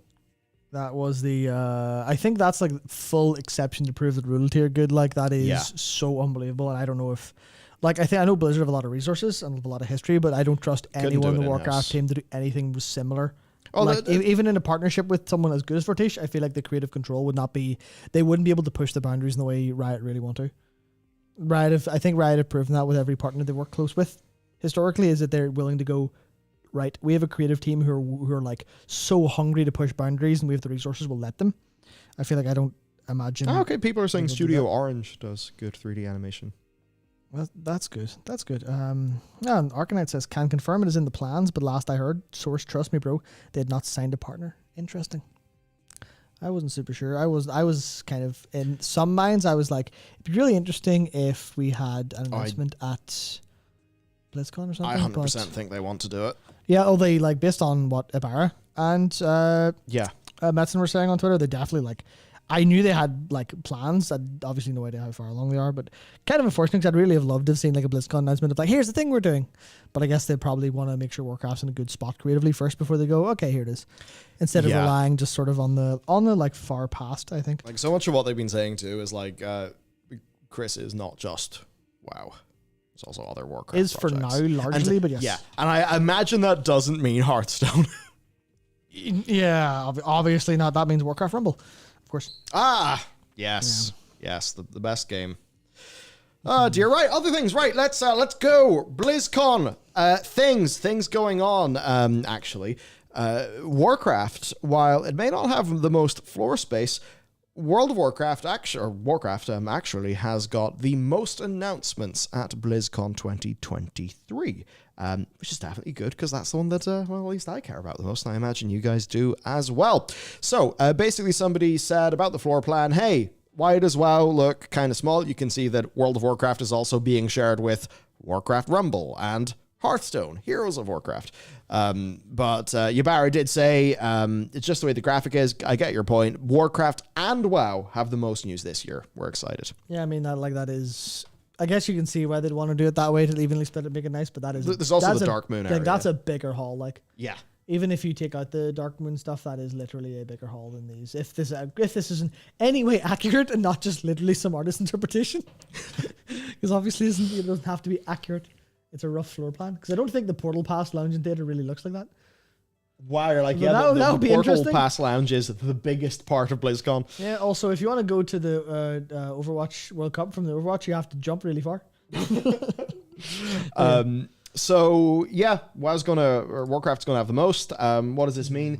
Will we see some sort of TV, film thing, live action? Will be animated? Who knows? I don't think live action. I don't think it would adapt as well as... I say as well as The Witcher. The Witcher obviously should adapt well, but The Witcher obviously is being ran by total goddamn morons. Yeah. I love it. They're always like, no! What's she called? Lauren something, and her creative people are like, they have a vision! And then you look at what they do with Blood Origin. Not Blood Origin. Oh, the one with Michelle Yeoh in it. We're like, here they are. Purely their own thing. No mean, nasty Henry Cavill involved. And it's absolute dog shit. It's so funny. Such is the way of things, of course. Such is the way of things, indeed. Anyway, on this, basically, yeah, who knows? Now, Classic, what do we think? Because they did say, play upcoming content for Dragonflight and Classic. What will that upcoming content be for Classic? Will it be Cata Classic, Classic Plus, a new season of something? What do you think? Will it be... Okay, really the only one that matters in my view is Classic Plus. I think the deal with Classic, I pretty much know for a fact that Classic launched to... basically, Classic was driving more WoW subs than Modern was whenever it originally launched. And as for right now, I do not know what those numbers are. However, you certainly look at Twitch... Man, I mean, I think it helps that hardcore is more watchable. It has more of a story, more drama to it. But like hardcore, from what I can tell, is dominating Twitch, not modern. Which, of course, it would be because it's the new thing, but also modern's just less interesting to watch. By such a margin, it's not even funny. Yeah. Like, it's kind of crazy where hardcore is, despite the fact that they seemed fairly sluggish to actually get to the point after the add-on got popularity, they definitely weren't anywhere near as fast as, in an ideal world they would be. But somehow it seems that even with that lag, they managed to recapture lightning in a bottle in a way. Because the amount of people I've seen play it, and there's a friend of mine who he hit 60 and then stopped playing because he died and was like, oh, it's over now. It's over. Fantastic. But it was like full on. I have not seen him play a video game like that since we played World of Warcraft together back when we were like teenagers. Like that was that vibe of Classic, the world gameplay matters, social dynamics matter in a way. That stuff is absolutely incredible. He died in game. He lost his character. That's what. Jesus. Yeah, I thought that was implied, but just to be sure, Shep. But yeah, like it is full on like lightning the bottle, and he's like he played something like 12 days played over a month. My God! I was just like, that was unbelievably incredible. That was fantastic, and I have to go do something else now because it's really. Is that the one who rhymes with Ricky D? It is, yes. It is, yeah. So like that Holy was. Shit! Yeah, our boy Ricky got hooked. So completely incredible. Like it's good. It's good. Holy shit! It's such a niche of gameplay, I think, that doesn't really exist in the same way. That I've seen, like almost. Obviously, there's an awful lot of other games that have like that survival-y, that hardcore element to it. But World of Warcraft's a different beast, and so is Classic. The gameplay systems were like insane. Completely crazy, and it just worked. So I could see why it would be doing substantially more numbers in a bunch of ways. As to whether that will be like consistent forever, because again, it's another version of, well, here's Classic's content entirely.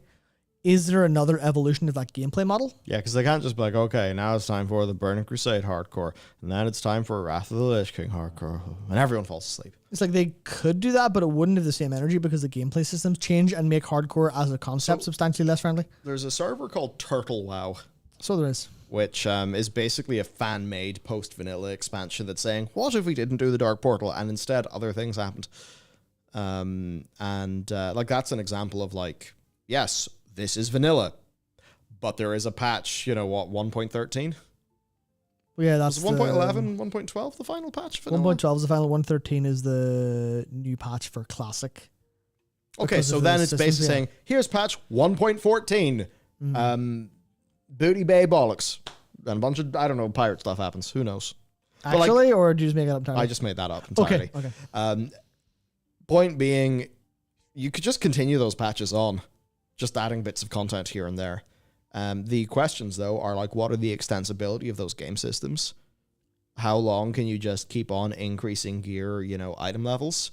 How do we manage to do any? Oh, hardcore's already 1.14. Interesting. How do they do that? They can add maybe more battlegrounds, but how does that translate into long-term gameplay? Then you think about old school RuneScape, and the thing about OSRS is that it is a far more sandbox-like game. World of Warcraft is a theme park. So do they just keep on, cramming more rides into the Magic Kingdom, or do they decide to have more sandboxy elements to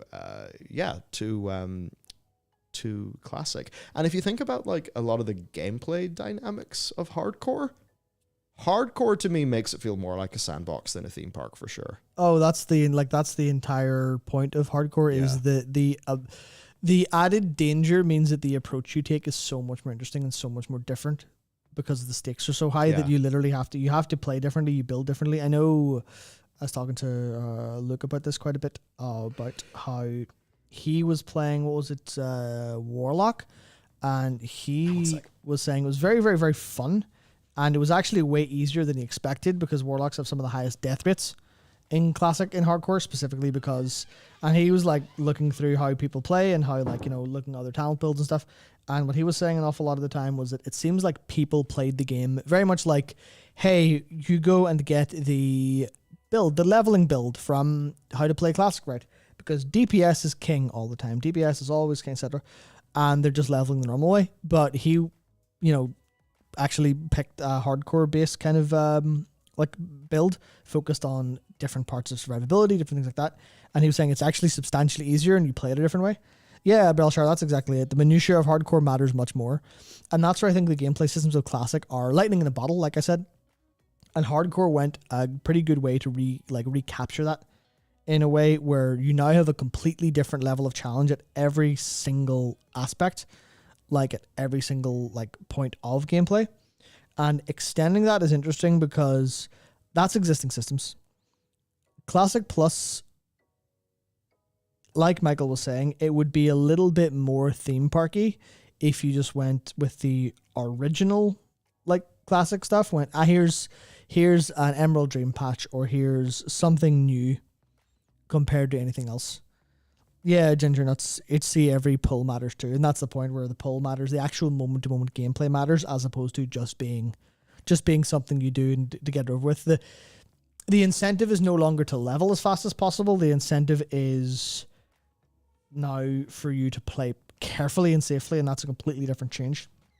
But I think there's something about how, like, a Classic Plus seems like it's very, very challenging to do, and it would need to be very experimental to succeed, which is, I'm not entirely sure if I expect a Classic Plus out of it, but at the same time, if they go, here's Cata Classic, if they do a Cata Classic, I would definitely expect it to be ZZZZZ.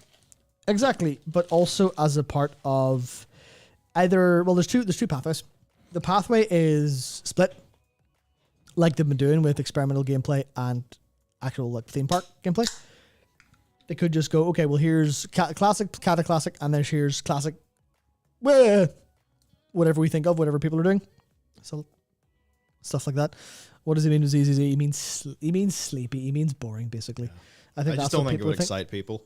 Yeah, it's like, exactly. People think of, the classic Warcraft experience, such as when the world blew up and got revamped.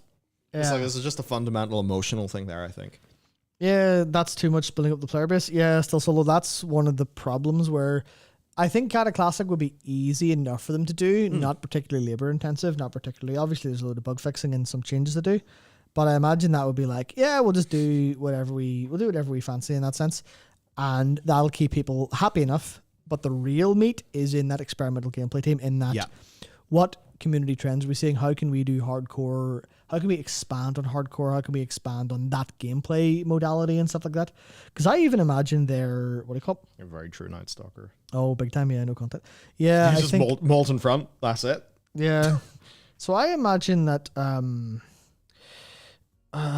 was I going to say? Yeah, I imagine that they have the survival game team as well, looking very closely at hardcore and going, what is this lightning in a bottle? What is this thing that there's an appetite for in the market that people are super hungry for? How can we actually capture that in a way? 10 years later, the unannounced survival game is still in development. Yeah, exactly. Or at the current rate the industry's going is cancelled. But have we discussed 115 and the Brang Birmingham hinting it was something bigger after it was initially thought to be hardcore, but now we're still seeing new builds showing up a few weeks prior to BlizzCon.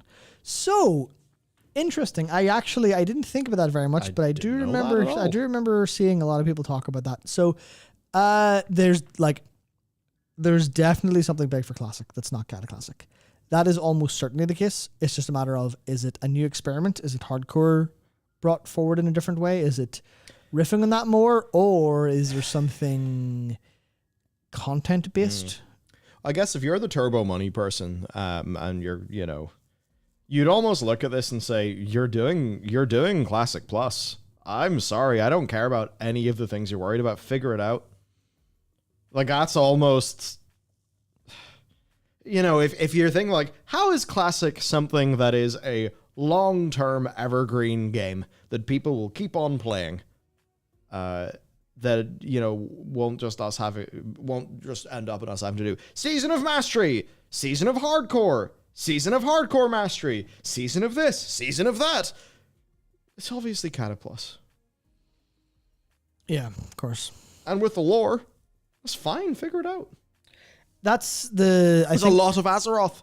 There are, in fact, loads of stories that, they can tell, they can fill out that period in the game's time. I think that's where there's a little bit of throwing caution to the wind, I think, which is just, yeah, there's a lot of problems, but just not even figured out like, oh, we'll delegate to you, do the hard work, but like, just don't be afraid. Do not be afraid. Trust whatever creative instinct is there and make it. Do Plunder Isle. Put Plunder Isle in the game. Tie that into Booty Bay and, all of that stuff, all those reputations, all those factions. Done. Content. Go to Undermine. Before Cataclysm happens. Have Goblin shit happen. There we go. Done. Content. And then just make sure it's abundantly clear that it's a completely separate canon. And everyone goes, yeah, it's a separate canon, deal with it. Because or otherwise, say that this is tales that we never saw. Because the problem is tales we never saw implies that it's still canon, and it's still canon in the larger World of Warcraft universe, and that gets a bit weird. I think there's a way to do that would work. I mean, there is, but I feel like I would. This is me falling back into kind of like the lower detailed kind of person I often, unfortunately, end up being. But I feel like that would probably really gimp quite a lot of the creative direction if the teams have to collaborate, because they can barely even collaborate with their own team half the time, it seems.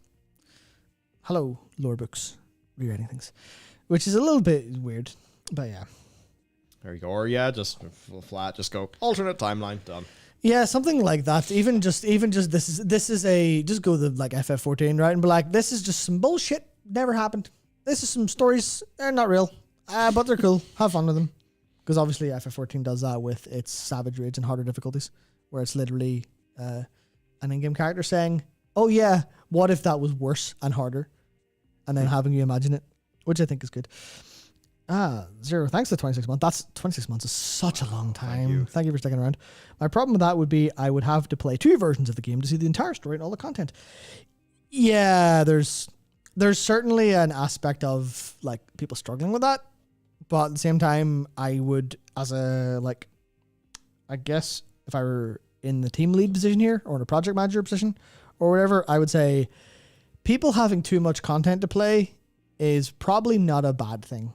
Especially because you could have so many ways for people to like engage with it in any way. You even look at it as an opportunity where you go, well, okay, how do we cross these over? How do we get you, Zero, to play both? How can we get you to play one of them and then watch our series like of YouTube videos or marketing material that actually explains the other to you? How can you kind of get that? How can you get that all sorted in a way? And I think that's all completely positive, I think.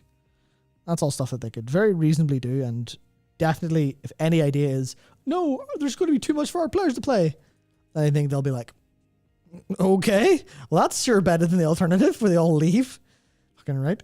Obviously, I get that it can be a bit overwhelming, and even in that case, you kind of don't want to play, because I know I'm like that with a bunch of the really good gacha games that are apparently absolutely popping off in a bunch of ways. Right, I know, people love Honkai Star Rail. People love Genshin, and I think Genshin Story is probably really good, but I'm not going to play it. Why not? Because it's 40 billion hours, and I'm like, I don't have time, sorry. So actually, that's something we should probably talk about in response to this. I should maybe look it up a little bit instead of just talking off the top of my head. Oh, but content? So Honkai Star Rail cannibalized Genshin Impacts. What? Hoyoverse admitted that. They admitted that, and this is large part of the live servicification of the industry falling apart. Looking at recent talk out of PlayStation that the Jim Ryan era of make a billion live service games might ultimately been a big mistake, and they're going to cancel off them because they're not going to make any money because live services have a limited amount of times. But yeah, whoever said something to the effect of Honkai Star Rail. I don't know literally this is me hearing from someone on Twitter, but effectively people moved over to Honkai Star Rail and they stopped giving them so much Genshin money, and they went, it's just wait. Why did we have So we had a group of X people giving us money, and then we went extremely out of our way to give this group of X people a new game, and they don't magically. It's a different game. Yeah, it's a different game, but they don't magically. Our audience doesn't magically have more money to give us. We already have them trapped in gacha hell. Yeah. We can't get more. Obviously, there's definitely a chance for people to, come in as new audiences and stuff like that with the new turn-based gameplay, the new setting, all that stuff's all real. But it's clearly oh yeah, well apparently this was maybe not the free money they expected because audiences are limited. Believe it or not, there's a limited amount of resources. World of Warcraft and Classic have one shared subscription. Yeah, so obviously that's not going to be a big problem for them in any capacity, but it's a case I also think a lot of the player dynamics are so very different. Yeah, between a gacha game and that's interesting, but not massively unexpected. Yeah. I just thought I'd bring it up because it literally had popped in my head. I went, oh yeah, that's actually interesting on the topic of how much can you capture audience versus how much do you exploit audience. It's like if your audience are happy enough, then just keep them there. So that's into the point of would a Cata Classic versus a Classic Plus make sense? I'd say you would absolutely it's just a losing game the more you have to do seasons of masteries and Classic Pluses. Mm-hmm. Sorry, and Cataclysms. Yeah. I think it's like you just draw a line and everybody like, no, there are 2 pillars. Here they are. That's that. And sort of nourish them over time. Yeah, precisely. For other BlizzCon things then. I completely forgot Yeah, about it BlizzCon. seems you can play Guardians of the Dream at BlizzCon, which would suggest the patch would be coming out after BlizzCon. I was so surprised with this. Yeah. But I'm kind of happy. There is this mount. People don't know what it is. It's a elemental thing. Virtual ticket, maybe. There's also the BlizzCon Guild Clash. This is cute. I hope it's fun. I hope It's definitely a joke to do. No, it's... Wait, there's Mythic Pluses there. Oh my god, Matt. It's push weekend. BlizzCon push weekend. Let's go. I need a whole Gromnak soundboard. I need that so bad. I need like 5 different Discord servers all max boosted for soundboard stuff just for Gromnak. So basically between Arena, Dungeons... So dead content, top 1%er, and the only thing people actually care about. Sweet, let's go. That's a joke. So yeah, the guilds they've got for this are Echo, Method, Team Liquid, Golden Guardians. Yep. There you go. The 4 guilds left playing the game. Yep. It's so sad to say. Yeah. So that's basically it for BlizzCon. Overall, then, there will be plenty of stuff. Right, next story. Chris Kalecki here's worst rumor about Blizzard, and then some layoff stuff was happening. So he's a former employee of Blizzard, developer, and WoW. Said there's a rumor. Hope it isn't true. Who knows? Love vague posting. Vague posting is my favorite thing to do. Who knows what is? Because like the worst rumor, to me that doesn't say a small round of Hearthstone layoffs impacting 10 people. Yeah. To me, the worst rumor is there is like I don't even want to say it because it's violent, but something horrible has happened. Like it's like the worst rumor: Bobby is eating children whole, like something like that. Like actively, though, there's literally like there's inspired by like Diablo 4. Is it like all the new chairs they put in the office have like pins that like bleed people into the chair and they harvest that blood and sell it for extra profit. That's the kind of thing when I hear worst rumor. I don't think there's a couple of employees laid off because, a couple of employees, that sucks. But at least it's not Epic Games. That's for sure. Yeah, so basically, yes, what happened is he posted that at around the same time then Valentine Powell spoke of a new round of layoffs at Blizzard, heard from multiple sources. What it ended up being was 10 people being let go as a part of the restructuring of the Hearthstone team. It sucks. Which sucks, but is also not entirely surprising. You would hope that some of these people would have been able, however, to have been rehoused on other teams within Blizzard. Yeah, because this is a whole thing Valentine talked about, and this is a thing that's been happening pretty widely across the industry with like layoffs and stuff. It's just, the industry is kind of receding in job availability across a whole range of different things. So when people are fired, in this case, there's a decent chance that it is, it's time for you to leave the video game industry. Which obviously if that's necessary for like market sizes and stuff, that's like completely natural, but it also really sucks for like the future of the industry. If you're like, oh yeah, were you responsible for learning loads of lessons on Hearthstone? See all that knowledge you've obtained?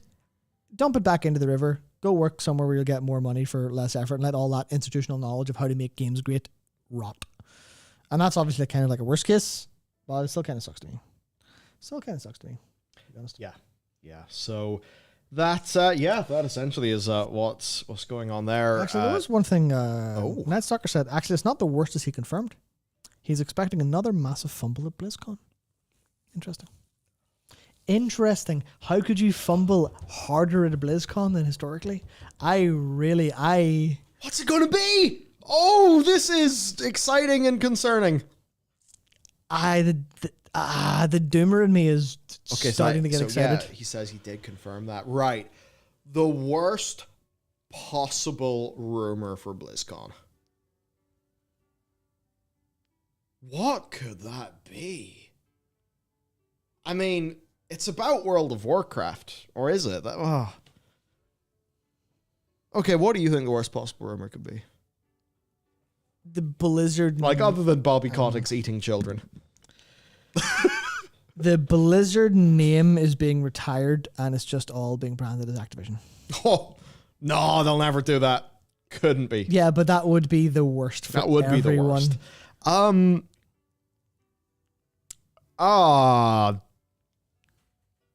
What could this be? What could this be? Warcraft Immortal, that's a pretty good shout. That could be pretty bad. I'm really struggling to... 11.0 last expansion. Nah. Man, that would be very scary. Okay, so... Have to go to LinkedIn.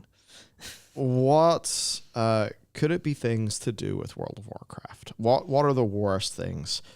The worst is they've cancelled their survival game and laid off all the staff. I wouldn't be surprised. Oh, jeez. Jesus, there. I don't think it'll be that, though.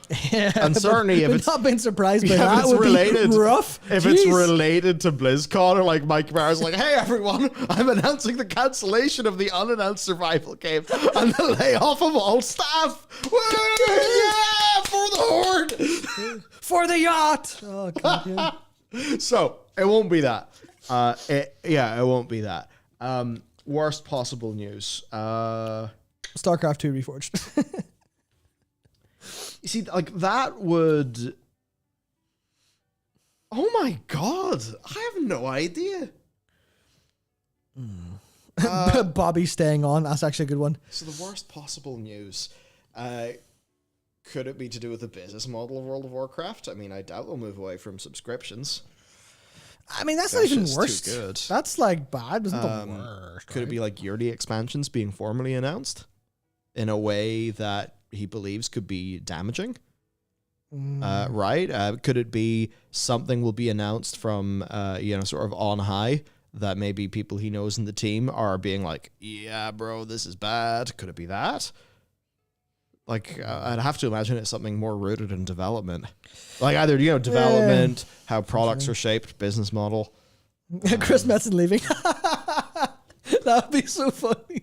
Chris Metzen goes on stage and goes, the next expansion is blah, blah, blah, and I'm retiring forever. No, the next expansion is, and then just a spear protrudes from his heart as Bobby Kotick cackles behind him or something. Okay, well, that is fascinating. Night Stalker, do you have any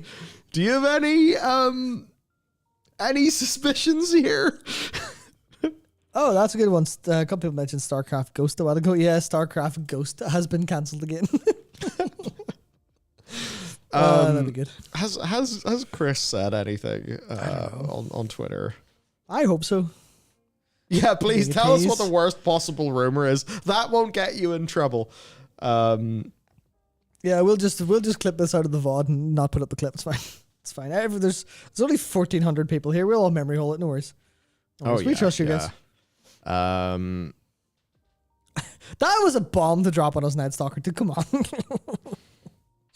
Oh dear. Yeah. No. Here we go. So Metzen's coming back. Blah blah blah. Somebody said, "Is this the rumor?" Chris heard Lamau. No, lol. No, he hasn't tweeted much. He posted in the Theory Crafting Discord? That's an interesting place to post that. Huh. Interesting.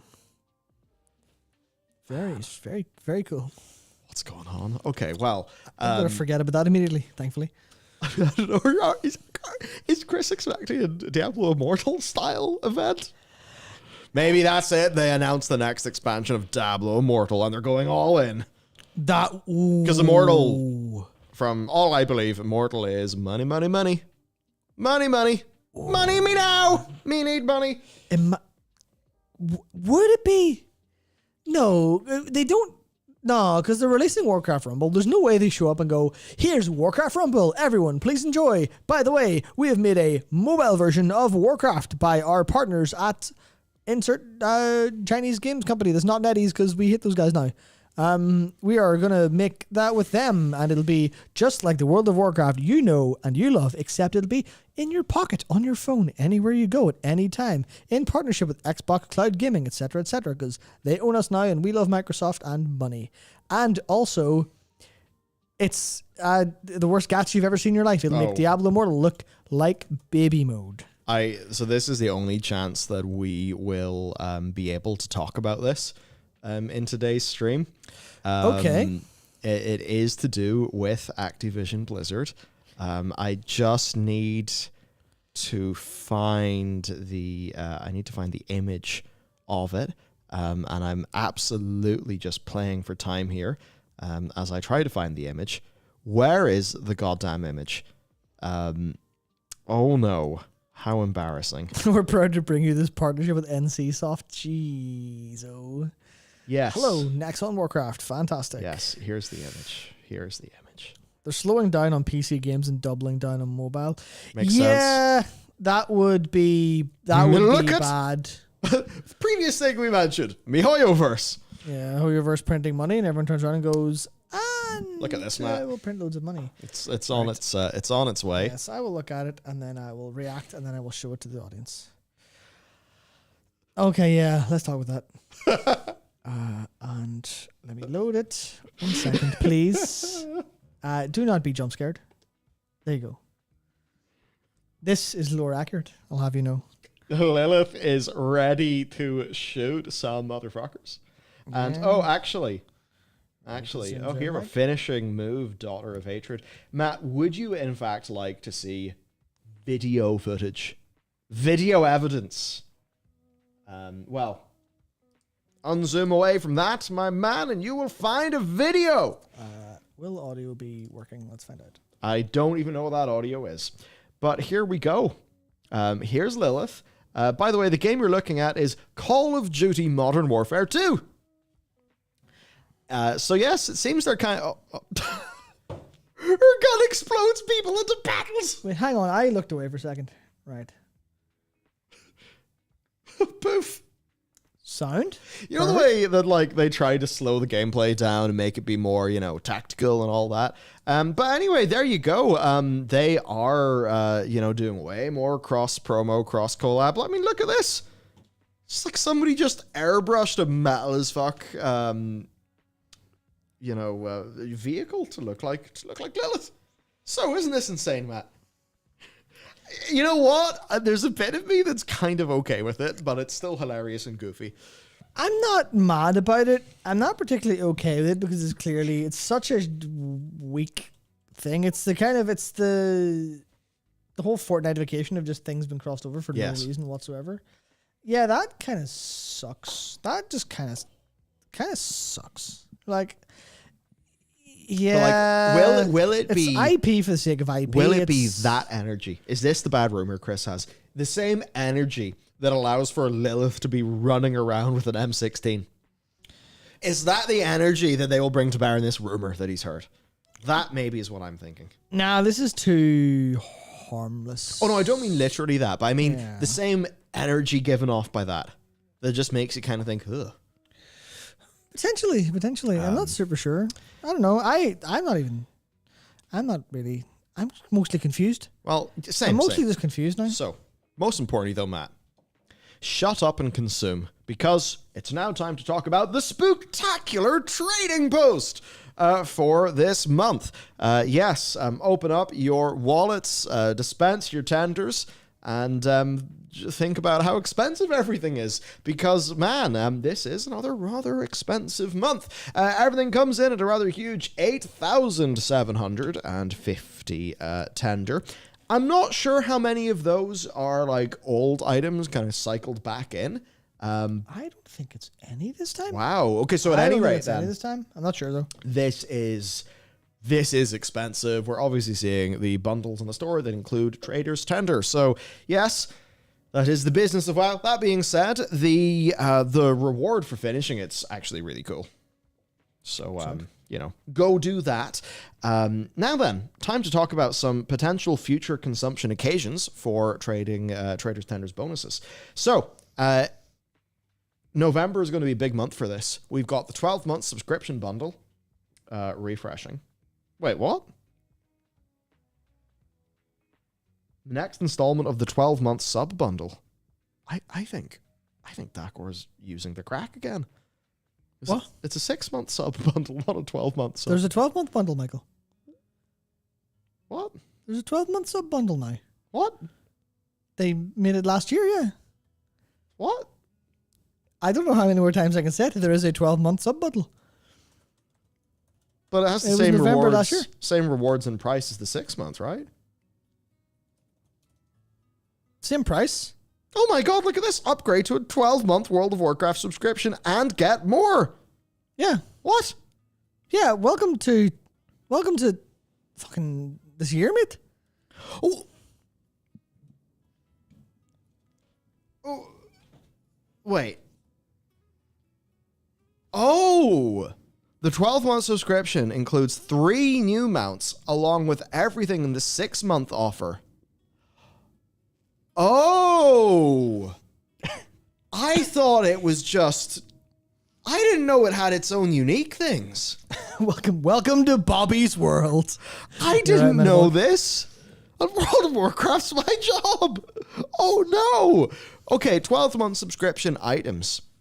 Telix the Stormhorn, a simple beetle that became infused with storm magic when... Okay, so you get a beetle and a big murloc. Okay, so the difference is you get a beetle and a murloc. Forced. And then also you get the worm from the 6-month and then the next 6 month. So now Mike needs a vacation, Matt. He's literally just back from one. Oh my god. Yeah? I forgot about this entirely. Okay, well then, yes, the 12-month sub bundle could indeed have some traders tender, as could the next 6-month bundle. Also, the 11.0 expansion pre-order bundles, the BlizzCon collection, formerly known as the virtual ticket, maybe a store anniversary pack, and of course, more monthly store bundles. Why is this alcohol-free? Man loses last bit of hope he didn't know he had. Yeah, well, that all, yeah, wow, okay, let's go. Yeah, that's many consumption occasions happening in November. I love November for consumption occasions. I love the video game industry. Oh, you know what brutal. I really like? I really like when they release all of the video games in November, except for the ones that are afraid, and then they move to January. And then all the ones that were afraid of January, because it's now too full, move to February. And then they move to March because they're afraid. And then even that's starting to slip into April. And then May, when the video games that weren't releasing in November come out. And it's just 6 months of, I'm sorry, no matter how much you make, you're poor if you like video games. Thank you. And then you don't get to play any of them because it takes too long and you weep silently into your Steam library. Yep. That's the experience. That's how it goes.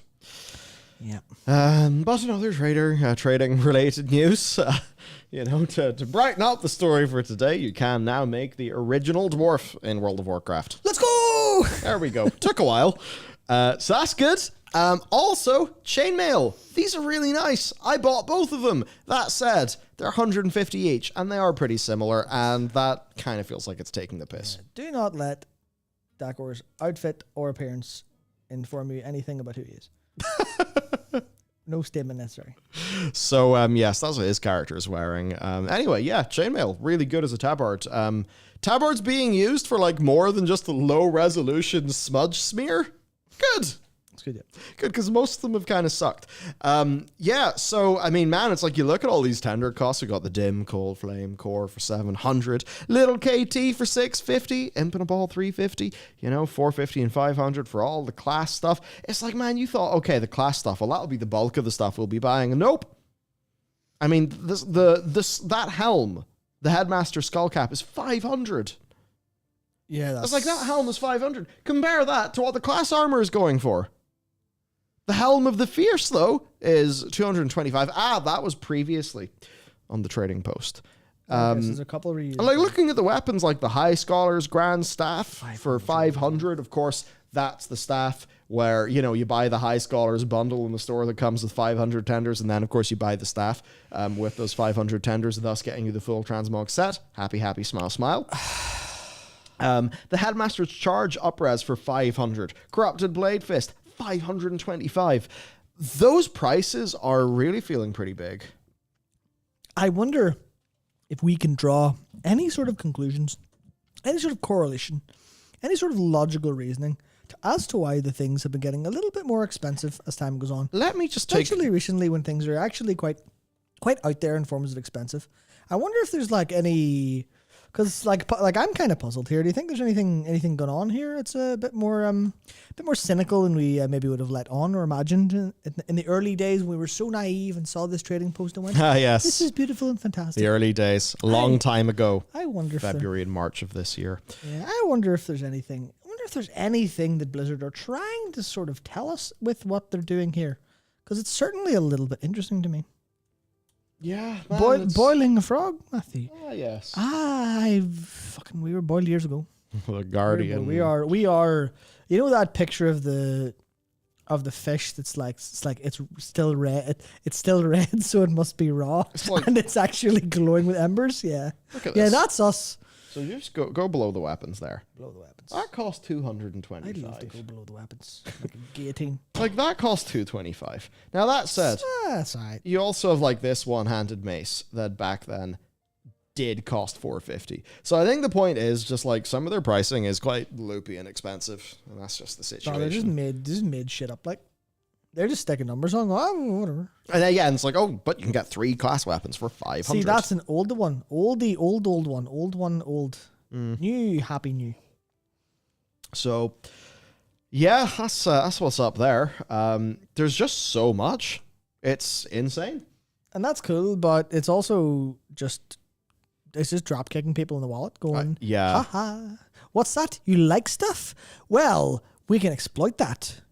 What's that? You want an experience of some capacity? You want some sort of positive experience of playing our game? Some sort of consumption that feels in any capacity ethical and in your favor, and like we're simply a part of a two-way transaction that benefits us both.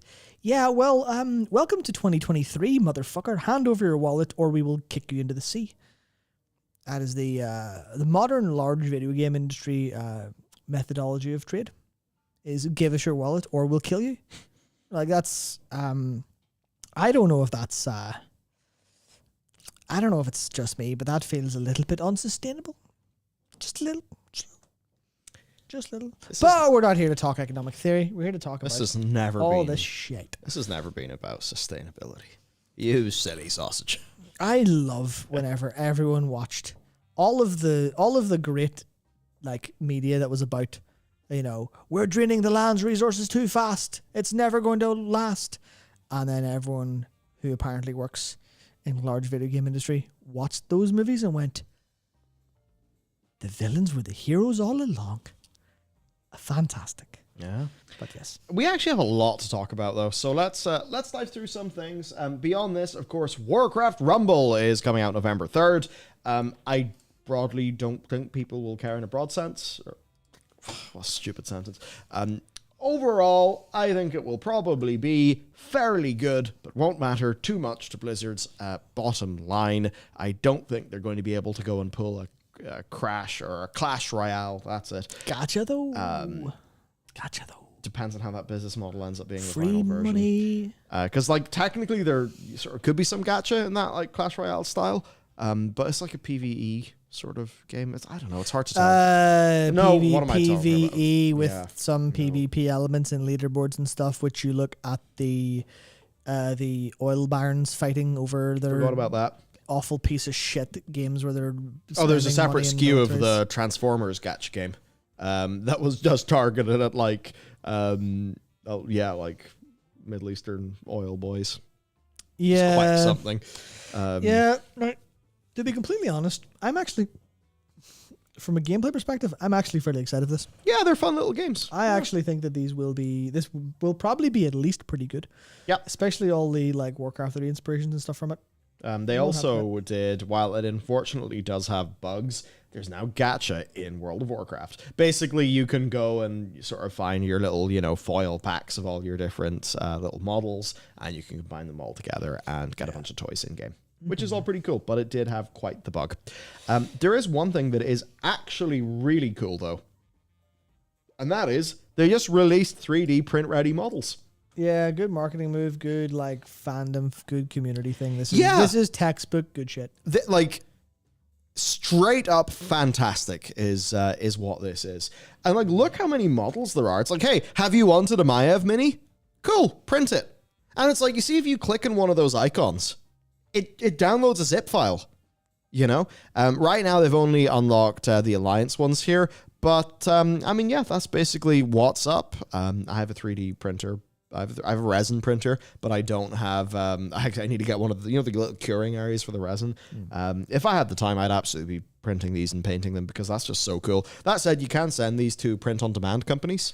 There's a lot of people will run. Let's see, resin print farm. Let me Google that because there are loads of print farm companies where you can use somebody else's.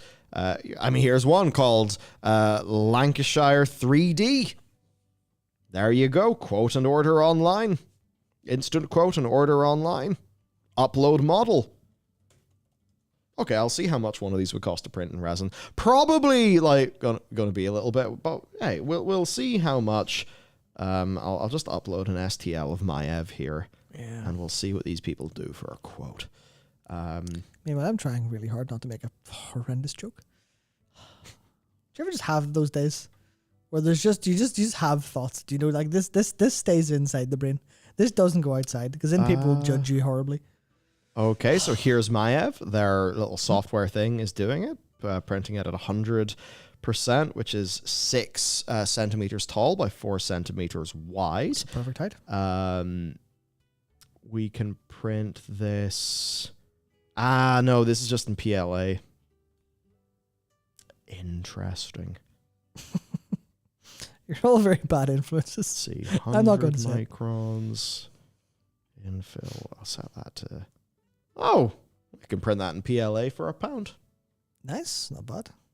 I think it would probably cost more if it was, not done in an extrusion printer and it was resin instead. I played the fifth there, Nick. Oh dear. I played the fifth. Anyway, this is just really cool, but there's not that much else to absolutely. to say. So there's that. Right, other things going on. Boomkins. You guys are kind of getting full character customization for your Boomkin, and it's kind of crazy. Yeah, this is kind of completely out of nowhere, and it owns. Yeah, this is straight up real good. Right, so it's almost like character creation. I suppose the way this will work is you'll kind of go to the barber and you can change. Here are the categories: decorations, whiskers, feather color, horn and beak, horns, decoration color, effect style, effect color, eyebrows, feathers, beak. And there are then full transformations, which will likely be those, the Kultaren, the Zandalari forms, stuff like that. That is very crazy. That is very, very good. Yeah. These are pretty as hell, too. Wowhead, basically. So these aren't things that you straight unlock. Wowhead just put together loads of different customization examples. Yeah. So the point basically is you can just customize your Boomkin like you customize your character. Yeah, and they have new animation sets as well, which match that of ogres, if anyone wants to hyper theory craft. Yes, of course, that hyper theory crafting going in the direction of ogres playable race next expansion. Let's go. Ooh, who cares? Actually. So I think this is real cool. Druids already are having a pretty good time. There are other forms you can get for your feral and stuff like that in this patch. It's funny with 10.2 because it is suffering from being another major content patch. And that might sound very bizarre, but it is the same. It seems like it is in the same mold as 10.1. Difference being, it doesn't have comedy mole people, and it's the Emerald Dream. And, we're seemingly getting features that are maybe better or more interesting. Yeah, I think outside of lacking some stuff that would be particularly exciting in terms of actual content focus and stuff, this is looking to be a very just a good patch, a very good example of this is a patch that no one's going to care about, but everyone who plays is going to like, which is kind of sad, but it's really it shows, I think, something interesting in the new World of Warcraft development model, and that is assuming an expansion every 2 years. Depends, because you'd either want an expansion every 2 years, or will they do that with a yearly expansion? Sorry, I'm just trying to think of like what what makes sense, like development, sort of pipeline wise, how many major content patches you're going to get. But I think what's basically happened is they've been really good at like getting people back in for expansions and big spikes.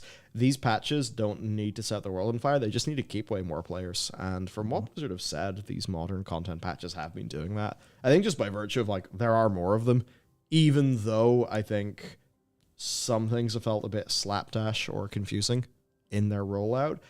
They have had better retention. Like if you play Druids, like this is a good patch to come back for too. And Druids are the most played class in World of Warcraft, I believe. Assuming the data that I see script that is correct. The Blood Elves are the most played race, Night Elves are the second most played race, and Druids are the most played class. Which is sure fascinating, but that's because Druids are. I mean, I don't know how much of that is bots because of herbalism. And that's like genuinely like an actual consideration. But yeah, it's Druids, Hunters, Paladins, that's the true. Now obviously, of course, Druids don't get legendary this patch. No. That would have been very cool. I obviously understand. They're like, yeah, well, Farak. What about the Farax? He has an axe. It's cool and stuff. And that's fine. That's great. But at the same time, should have just give Druid. Just here you go, Druids. Here's the true and complete and full love letter to you. Because I think that would have been one of the coolest things they could possibly have done. Furries play Druid. I'm sure they do. I'm sure a lot of people who play Druids are furries. Same with what are all the classes that Volpera can be? Yeah. And Worgen as well. It is a very good. What about the Axis Scenarios? Yeah, what about the Axis Scenarios? That's a good question. I should probably make a Volpera. No, you shouldn't. Don't actually. Not go ahead. Work away. There we go. Work away. Do what your heart tells you to. Freedom. Don't you worry. There we have it. This Druid stuff's really good. It's the sort of thing that they kind of didn't need to go that far, but it's pretty cool that they did. Maybe it shows an increased capacity, I suppose, in like how much shit they can do. Now, some shit they've done that is a bit surprising, or maybe you wouldn't have expected, is revamped Forsaken Guard armor, which is adding to Night Elf, Blood Elf, and Dwarf revamped armor, which means the world revamp is confirmed 100%. Absolutely.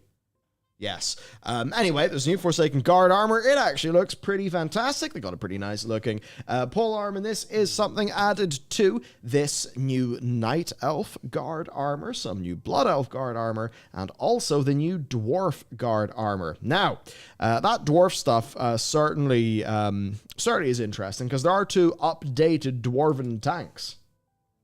Actually, as well as siege engines being updated for everybody. Now, you look at that and you kind of think like, so why?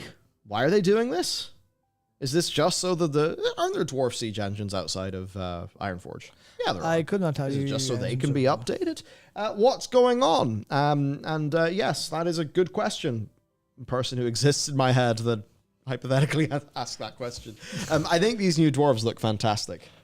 I really like those. Also, as Ellie highlighted, some new mole machines as well. These were used in the new Brewfest event. Of course, though, there's been quite a lot of dwarf-related stuff that has been data mined. People are maybe thinking there'll be trading post cosmetics. We've got the Khazalgar stuff. Just about everything related to new expansion, leaks, discussion, rumors is all surrounding at least partially dwarves. Yeah, so who knows? I suppose you could have as a B plot in this new expansion, like Night Elves, Forsaken, maybe returning to their homes a little bit. Obviously, Forsaken are already there. But like Night Elves, as much as the Heritage Armor questline was a bit, not ideal, And as much as a lot of people are concerned because now the refugees have left Stormwind and they are present in Yggdrasil in the Dream, I think it's pretty clear that that's not the long-term plan for the Night Elves. Because hey, don't get people's hopes up. But Don't get people's hopes up. I'll just keep making him go higher and higher and higher. Yeah.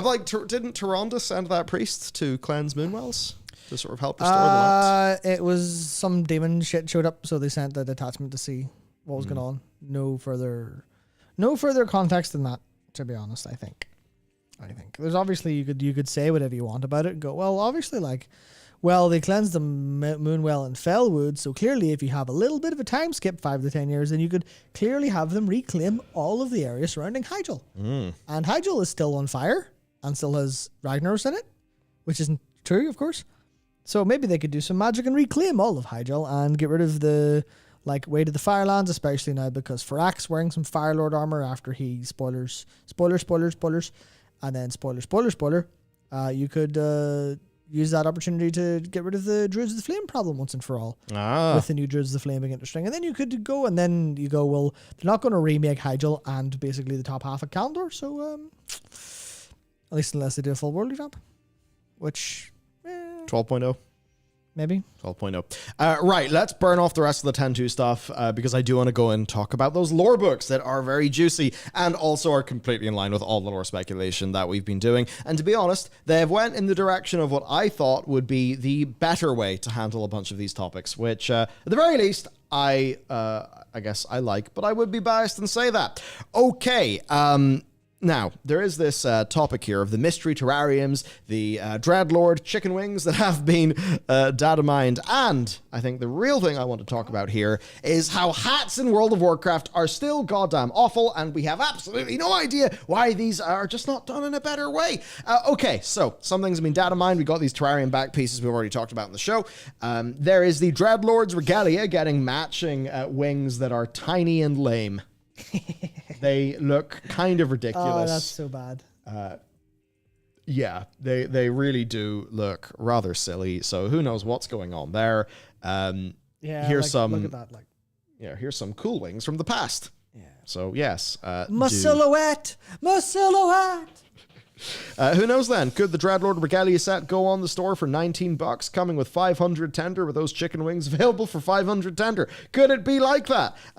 Could be, but the thing I actually want to talk about is hats. Have you ever thought, oh, look at that hat. I'll put it on my character, and then all your character's hair disappears. I never wear a hat or a helmet for that exact reason. Exactly, because you know the way people in the real world, they put let's just say her hair is going down to her shoulders, and then she puts a hat on, and her hair disappears. Just go, poof. She's just like, hang on, I'm going to tie that all up and then put my hat on. It looks ridiculous. It's stupid. Now, what's sad here, we don't have the original image. Pain and suffering. Yeah, here it is. Nope, normally. that's not it. Tim Pool actually has long flowing blonde hair. Exactly, Bellular. Exactly.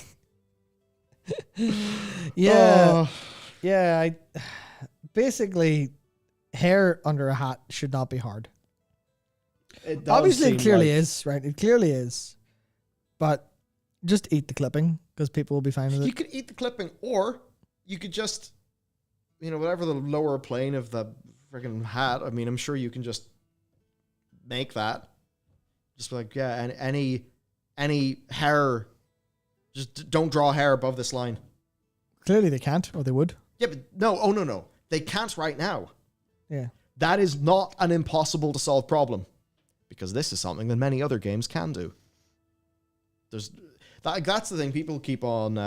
There's one or two times I've talked to people who've worked on WoW, and kind of like their response to the community being like, "Player houses are impossible. They cannot be done."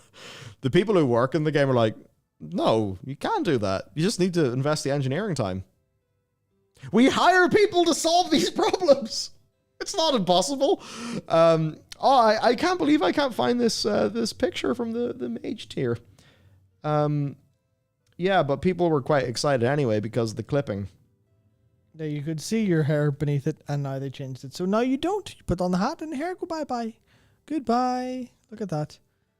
And Yeah, also, so this is fairly low res, unfortunately. I could try to do an upscale, but I'll just dump it into our dock here at the very bottom. Kind of doesn't really, you can't see it super clear because of the hair color on that character, but look beside the eyes if you zoom in fully, and you can see there are strands of hair that are under a hat. please be patient. Notion has problems. Yep. I was about to try and rotate that like it was a model viewer. But yeah, you see some hair bits. You see some hair, and then you go here, and where'd the hair go? Yeah, it's just like, great, I put a hat on, now my character's bald. Yeah, I hate when that happens. Yeah, I mean, it's like, no, Blizzard, we don't need the solidarity. That's why I keep my fringe long, so I can wear a hat and have it down like this. Look like how God intended. There you go. So, yeah, anyway, that's unfortunate. Grr, angry, solve problem with engineering. I have nothing else on this topic. I am done. That is solve problem with engineering. That is a pretty universal phrase. Like, oh no, this is a thing. This is an issue. There aren't enough trains in Northern Ireland. What do we do? Solve problem with engineering. HS2 is over budget. Solve problem with engineering. If only Yeah. somebody told them to do that. Now HS2 is being killed. Okay, hang on. Consumption opportunities that may speak to future WoW content, because would it not make sense to have the trading post have items that are related to the new World of Warcraft expansion? Would that not make sense, Matt? And also, I realize that that's from 4chan. No one will know what that means. So I've just sounded like I'm stupid. What are you talking about?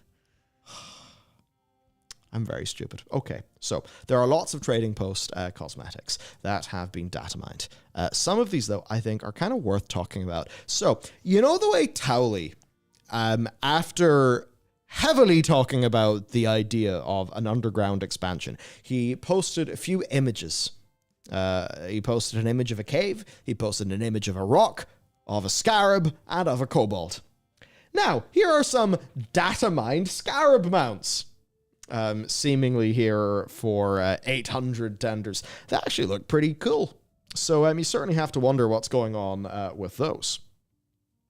Scroll on down below that then, and we see something that totally will match the return of Chris Metzen, and that is motorcycles. Yep, we have motorbikes.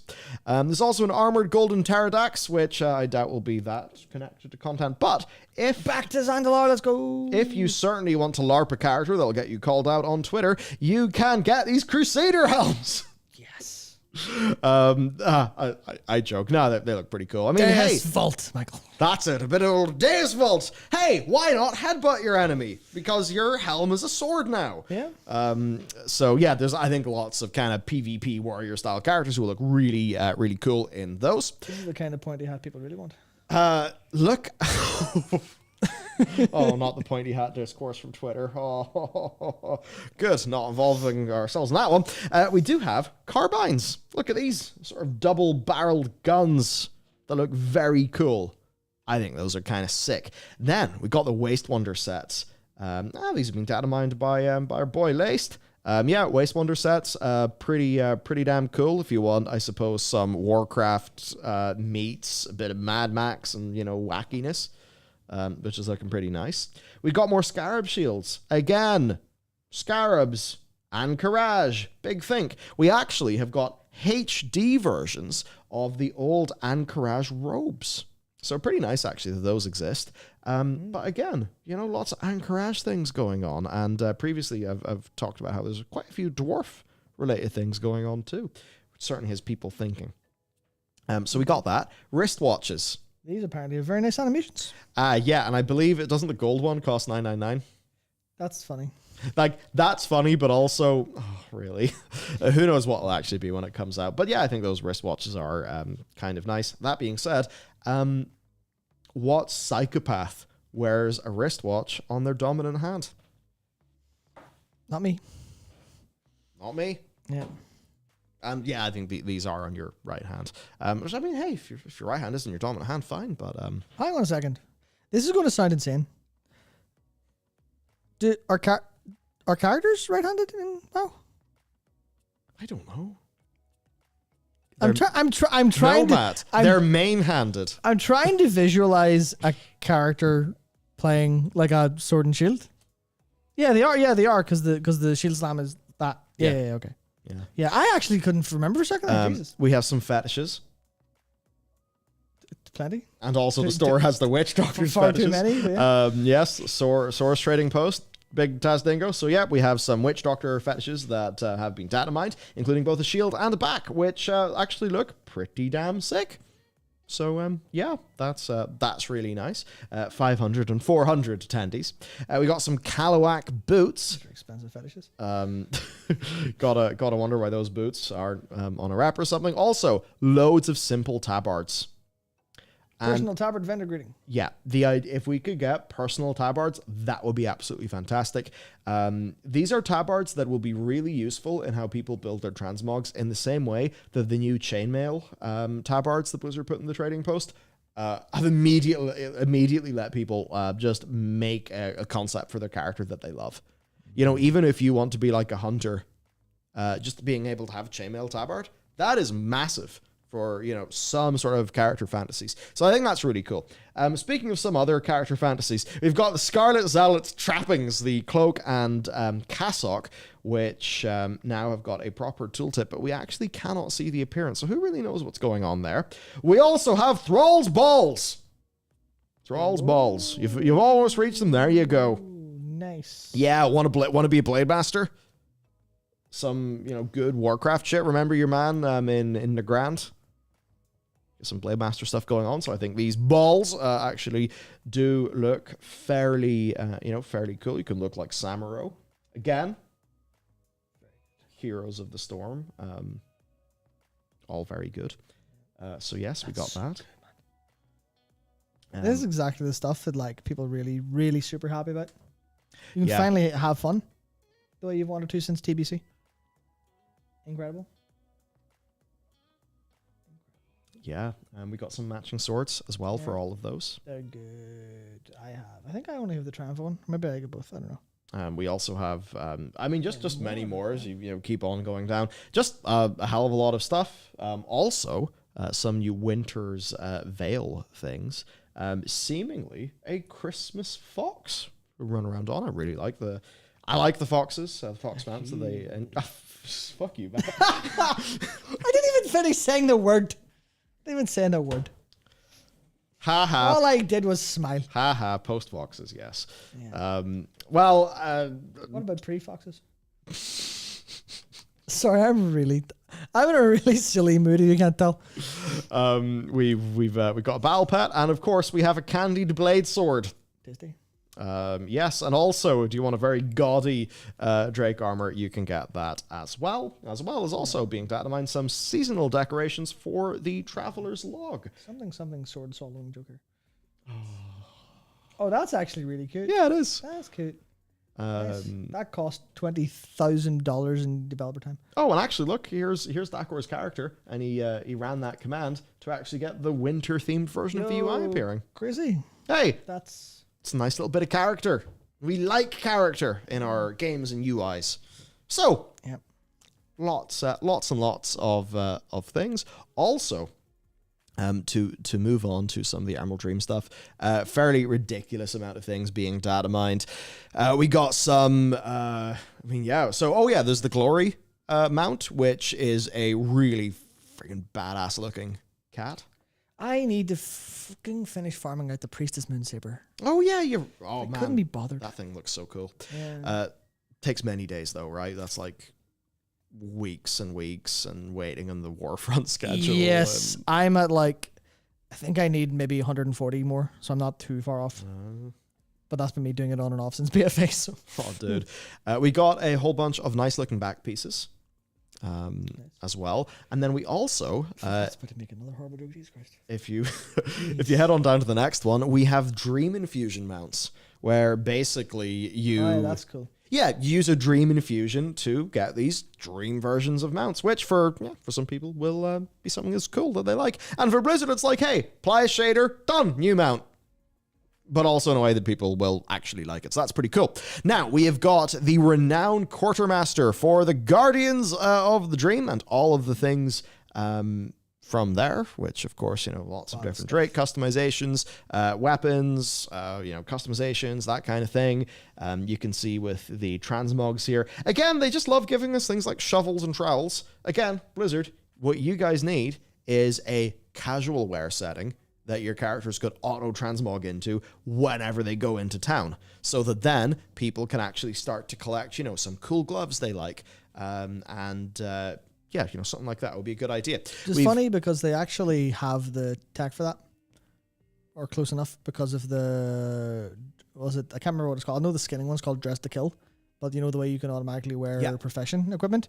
I'm sure all it would take is another version of that for like applying the rested thing. You do that because you can obviously switch that on and off as well. Yeah. So we got some renowned quartermaster stuff. Hang on a second. Oh. Is that a lunar and a sun? I wonder if that's got anything to do with anything. And Shay and Musha. Mm-hmm. Big thing. To keep on going, below that you can see the big old table of rewards, but we have then the sets. Jesus, Lord save us. Boy, is it there. You may get Wild. your grinding done. Now, these Emerald Dream sets are fucking sick. Oh, the leather's so fucking good. It's so God, you actually sounded excited about that leather set in a way that is downright disturbing. It's really good. It's a nice set. I really, really like it. It might be one of the favorite like actual outdoor sets I've seen in the game. It's so fucking good. I think the plate armor is the plate's amazing. Like, look at that helm. I don't like some of the shoulder shapes a bit too much, but yeah, the actual texture work is fantastic. Looking really good. I love this sword. The ceremonial slab. Yeah. It's just a big slab. Just fucking bonk. Bonking people. Just look, really nice rewards, really nice weapons, and certainly while 10.1 didn't do everything that I wanted it to, initially getting those outdoor content sets that looked cool, that was satisfying. Sorry, major characters look cool. We do have cat raptors. I think that's pretty major. I believe there are cat raptor mounts that are armored, which look... Yes. Basically, this is what I'll use. The only problem is it's a cat raptor that doesn't have wings, so I won't be able to use it all the time, which will make me very sad. We have got... Oh, yes, I love these little default animations. Hey, have you ever went cat surfing? Yeah. Only correct way to tubular. Man, so basically a whole bunch of stuff, and I have talked about this before, but it's just worth saying to kind of round off the 10.2 stuff before I talk about the lore, and we get to see Matt's reactions to a loon lore, which is always spicy. What will he think? Nobody knows. If I tear off my clothes and start screaming, just end the stream and end me too. Right. 10.2 systems changes. Number 1, if you're a raider, Omni token returns. The Season Master achievement returns. So, get KSM, certain PvP, or ahead of the curve, you get a piece of heroic tier gear. The Creation Catalyst, available week 1. Just all the fucking pain points you could have had, it's all there, day 1. So that's really good. Also, for world content... all world content gear rewards are being buffed in Season 3. That means doing Dragonbane Keep world quests, Centaur hunts, Varak assaults, Research Under Fire, Dream Surges, Time Rifts, all of that stuff. The weeklies will give you Season 3 Adventurer gear. The repeatable things will, of course, give you Season 3 Explorer gear. But the point is, all of those have basically been upgraded to be Season 3 item levels. And that means, say you start a new alt. If you start a new alt right now, it's like you do, Thinking Under Fire, and, 5 things, and you're like, or 2 things, and you're like, okay, I'm done for the week. Stop. Whereas now, you'll be able to do a few more things before you're done for the week. A little bit more than a few, but yeah. A whole bunch. See all those world quests being there? Like maybe a weekly world quest that has a, better thing. Like that'll probably feel better to people.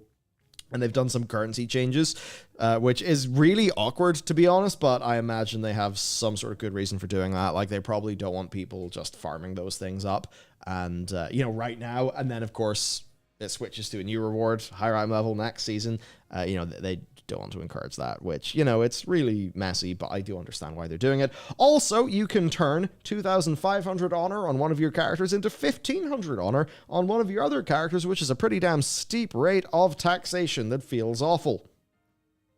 That being said, for people who are swimming in honor in one of their characters, this will just let them, of course, get a new character up to speed. And I think PvP is a little bit more class specific in a bunch of ways than PvE ends up being. So I think I'm a little bit more happy with you kind of have to earn a lot of your stuff again in different characters. Scroll way the hell down. I think a lot of that we can skip. Down, down, down, down, down, down, down, down, down, down, down, down, down. Stop, up. There we go. There are new power bars for monks, shamans, druids, demon hunters, and priests. They look really nice. I nearly moaned when I saw that Astral Power one. Jesus, that's good. That's pretty. Don't think the Insanity one's scaling quite right there, but yeah. So just some new effects. I think the Maelstrom one's quite nice too. Pretty too, yeah. And also, if you want to return to the Shadowlands, the Ember Court is daily instead of weekly, which is actually fairly huge. And this will basically mean that you can max out your reputation with, the Ember Court, with your various guests, upgrade it, earn your cosmetics way faster, which is better. Hell yeah. And with that, we're done with 10.2 content other than story time.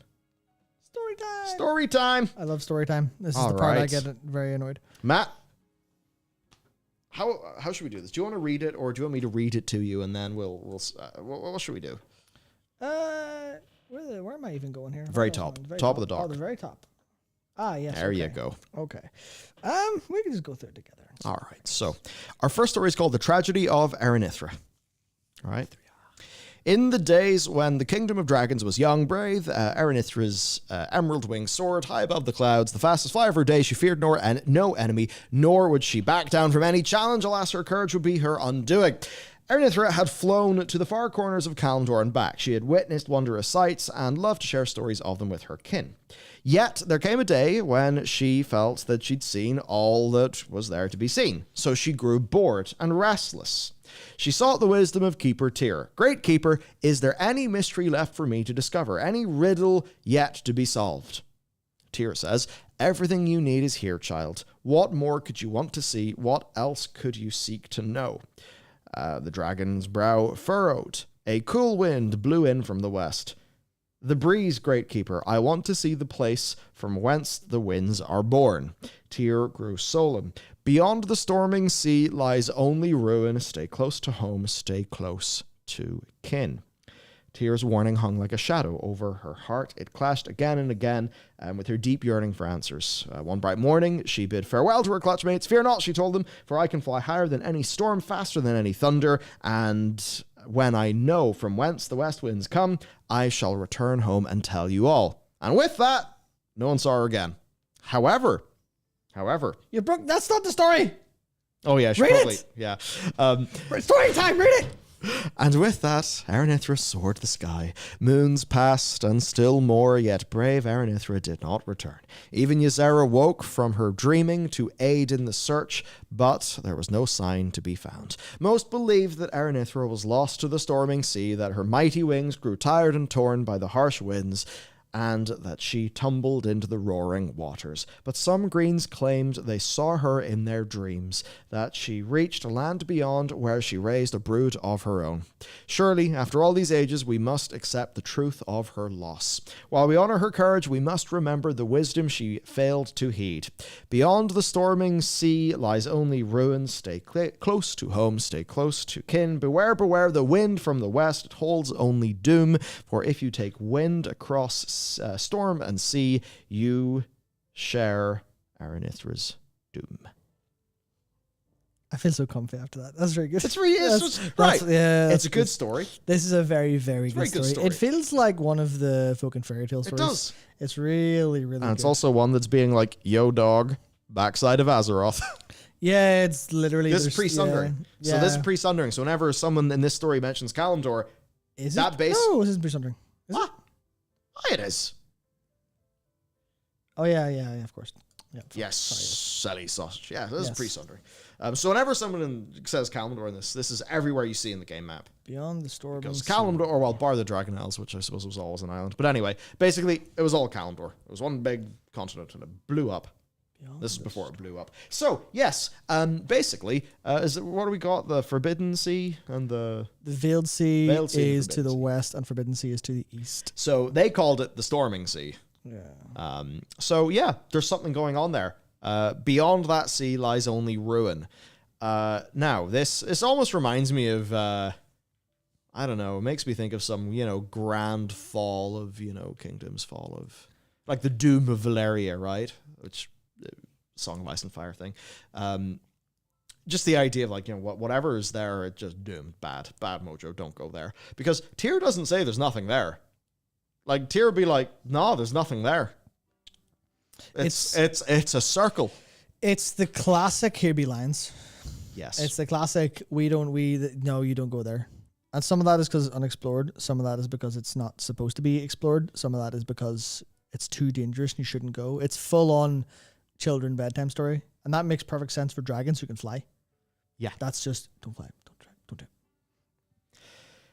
Yeah, and of course this is coming from Tyr, who, at the stage like Tyr, he's in a way our bro, good guy, but he still is going to think what he thinks, right? I really like this. It's such a perfect way to put lore into a game, I think. Yes, this is exactly how to do it. Like, there's a whole bunch in my head. I was just like, how reliable is this? And I'm like, it's a fucking folktale, you idiot. Stop being the way you are for a small second and try to get the intended experience out of this, which is a wink, wink, nudge, nudge in a way that's like really quite cool. But it's all of the description. It's the thing that this is. It's well written. It's nice. Yeah, that's exactly it. This is. I don't want to say surprisingly well written, but it's the way it's literally told. I think it's so perfectly fairy tale, and I'm a big fan of fairy tales. Big fan of that kind of folk stuff. So I really like that this consistently uses her name. Even this, they saw her in her dreams. She reached a land beyond where she raised a brood of her own. It's very, very good. Very, very good. Take wing across storm and sea. Share. It's 2 shares. Sloppy. Very good. Yeah. So I guess it's like that is exactly yes, I see everyone joking about GM Island. Yes, very good. Very good. That's what she found. She found GM Island and got purple banned. Or she clipped out of the thing and stuff like that. But yeah, I think it's interesting because of dream travel and stuff. You would expect. Oh, we'll get to dream travel next. Yeah, so with dream travel in the game and things like that, you would expect an awful lot of. How could you be over there? No, wait. Yeah, I see. You're doing setup. No, I'm trying not to get spoiled for what's to come by you fucking mentioning it. That's what I'm trying to do. Trying to bring people along on the same journey I'm going in my head. See? Which is that thing of I immediately go, well, that's really mysterious and mystical. If they can just about see in her dreams, which means they must be able to make it through, but only very rarely, very narrowly, which implies a very great force involved. And obviously some of that's informed by the fact that it's like, it's only ruin, it's stay close to home. It's the whole, listen, there's no, there's bad guys over there. Or there's nothing over there. It's so mystical, mysterious. It's very good. Very good. Guess we should move on then to the next bit. Yeah, it absolutely is, because it's not just lore updates, new fact. It's also in itself a narrative experience, which is what these things should be. Like comparing this to the Notharian annotation book, I think the annotated version of that is a really cool way of doing it. Yes, but this feels way more. This feels like it builds the world better. it does. Whereas the Notharian annotated version felt specifically for us. Yes. And this obviously is for us, but it doesn't feel like it's for us. It feels like this, especially where it's found. It feels like this is something you could literally like. You would see green dragons reading this to their children, or tell them the story, and I think that's fantastic. So next we have a book called The Legend of Eluna Here. I'm so terrified. Yes. I feel my heart jump. This is found in an inn around Emir Drasil. And the flavor text says, as is common with ancient myths, details of this tale are oft disputed. And with that, let's go. This will be an interesting one. As we gather to defend Mirdrasil, we cannot help but recall the tragic fates of World Trees past, those lost to sacrifice, to corruption, to flame. Yet there is an ancient tale, some claim it merely a legend, that tells of an earlier World Tree that met a sorrowful fate. Though it lived only a short time, its legacy endures. Long before the dragons drew breath, Azeroth was conquered by writhing horrors that plummeted from the skies and infested our world, the old gods. How long the reign of their Black Empire lasted, we cannot know. Surely it must have been a time of unimaginable suffering, but at long last there came hope. The brave titan Agrimar discovered Azeroth, shining like a beacon in the great dark. As he gazed upon the beauty and power of its slumbering soul, he realized it was imperiled. He told the other members of the Pantheon how the world they sought had been corrupted by the old gods. The Titans gathered to eradicate this dark influence. Seeking to bring hope and healing, our patron Titan, Aenar, carried a gift given to her by Elune, a branch of Gehanir, the Mother World Tree. The Titan believed that the influence of life would drive the darkness away, so she reached down her hand and shaped the soil of Azeroth, planting the branch where it could be fed by river and sky. The branch swiftly grew into a tree, its roots extending deep, deep below the surface. Aenar smiled, for everywhere its roots stretched, new life emerged. She called the tree Elune Ahir in honor of her great love.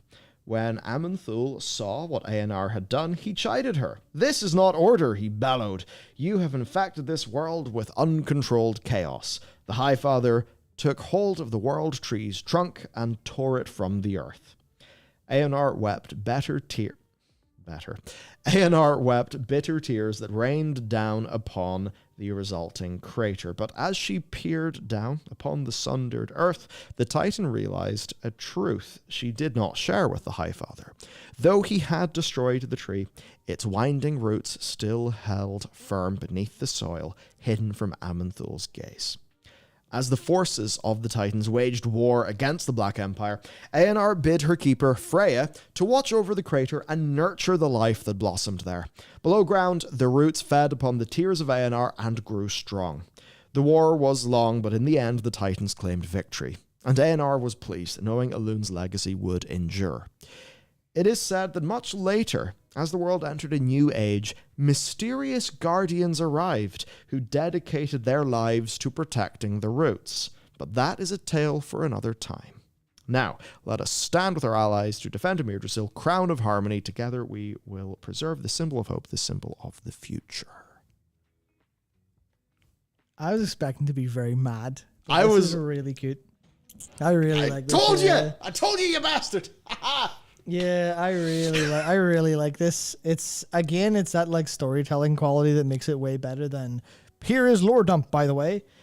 Even if it is a little bit like, the brave Titan Agrimar discovered Azeroth, blah blah blah. This is all like, I guess it's almost a little bit too narrator voicey.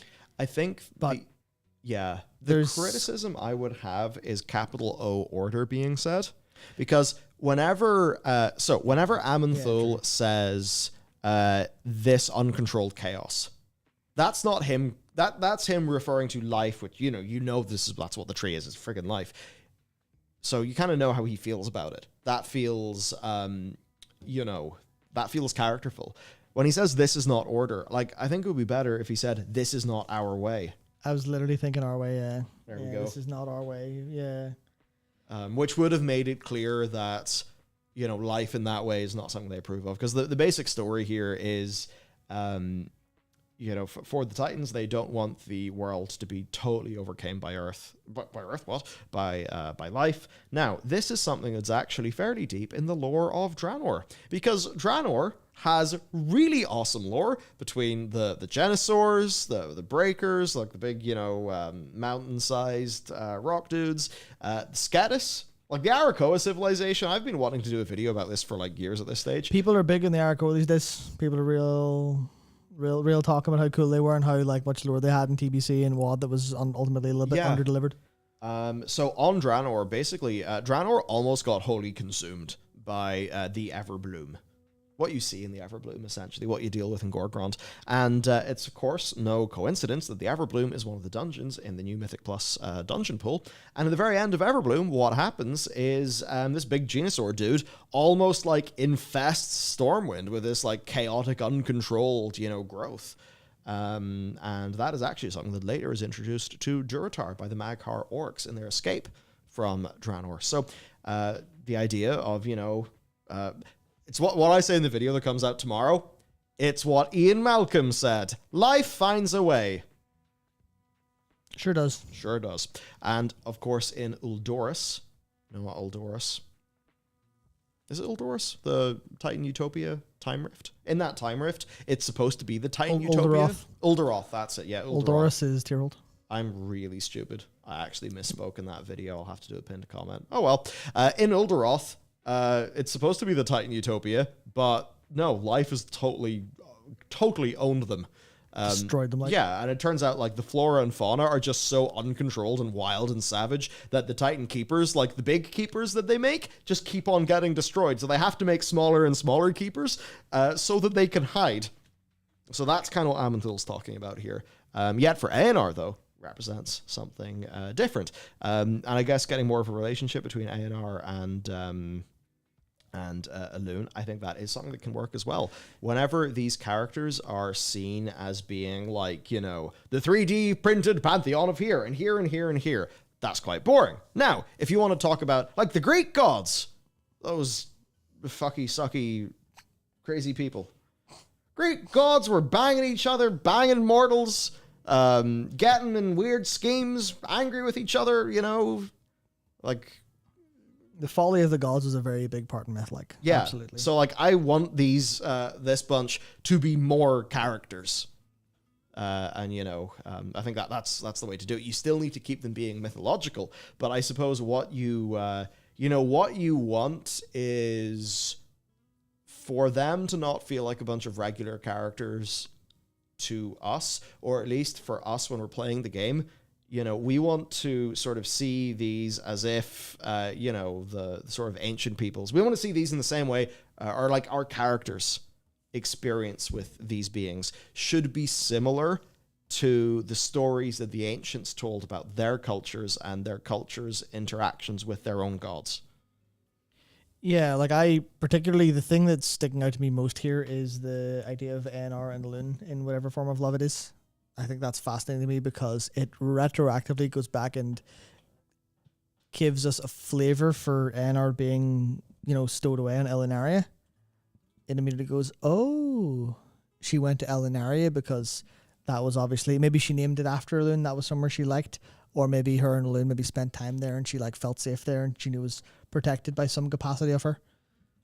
It's stuff like that I find is really that's the kind of thing it feels mythological in nature. Yes, that's and it also goes away to go, well, it almost, by feeling that way, it has a tendency to make me shut up, basically, where instead of me going, doesn't feel cold and manufactured. What's Elinaria? What's Elinaria? Let's find the details. Let's dig deep into find the logical reasoning and stuff. This is just and they were remits or whatever they were. They were remits, so she stayed there whenever she felt in danger. And I'm shut up. It was all Alag. Yeah, and I'm that's 100%. that's really cute, and I enjoy that, and I am very happy to leave it at there now because I don't need to think about it any further because it's good. Yeah, obviously I think this is good myth, good the lore. idea of being gifted a branch of Gahanir is a bit weird. But again, just kind of in the logical sense. Oh no, no. What? I mean, I understand, but don't worry. This is only 2 out of 3. Okay, good. It's only 2 out of 3. Good. So, will the third one finally make Matt crack? Maybe.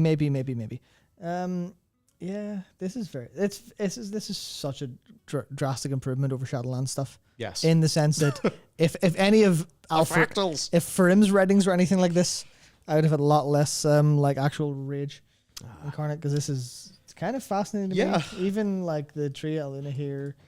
This is all we're getting a little bit. Here's fucking whatever.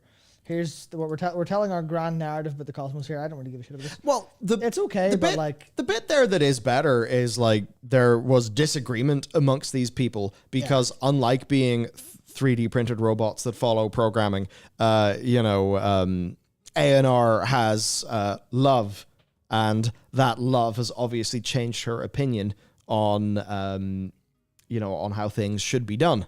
It's corrupted her. Oh, but I get what you mean. It's like this is different. It increases the personhood, Yeah, but still keeps the mythological angle. Yeah, it's different to the Titans or all this council that are all in agreement until Sargeras went mad. It's now these are actually closer to people. But I really like just it's maybe I'm literally just super weak to this stuff, like the mythology kind of side of it and the allegorical part. But like in our web bitter tears that rained down, and the winding roots, they fed upon the tears of Aenar and grew strong. That stuff is like, yeah, that's the Lady in the Lake shit I like. This doesn't make any fucking sense whatsoever, but it's cool, so I dig it. It's exactly that. I think that's wonderful. Even if I've, like, my brain's trying to be like, Mysterious Contract, who is that? Who were they? Much later, as the world entered a new age. What new age? Which age was it? Was this like what age was happening? Is this the Night Elves? Is it? Probably, maybe, but what roots? No. Mysterious guardians arrived who dedicated their lives to protecting its roots. The roots. Mysterious Guardians. So this is post Black Empire and post Titans going away. So does that imply that there's a history to the Night Elves we don't know? Maybe. Is this maybe just Cenarius and the lads? Cenarius and mysterious guy would they be mysterious to the dream? I don't know. Well, who's writing this? Where they arrive from?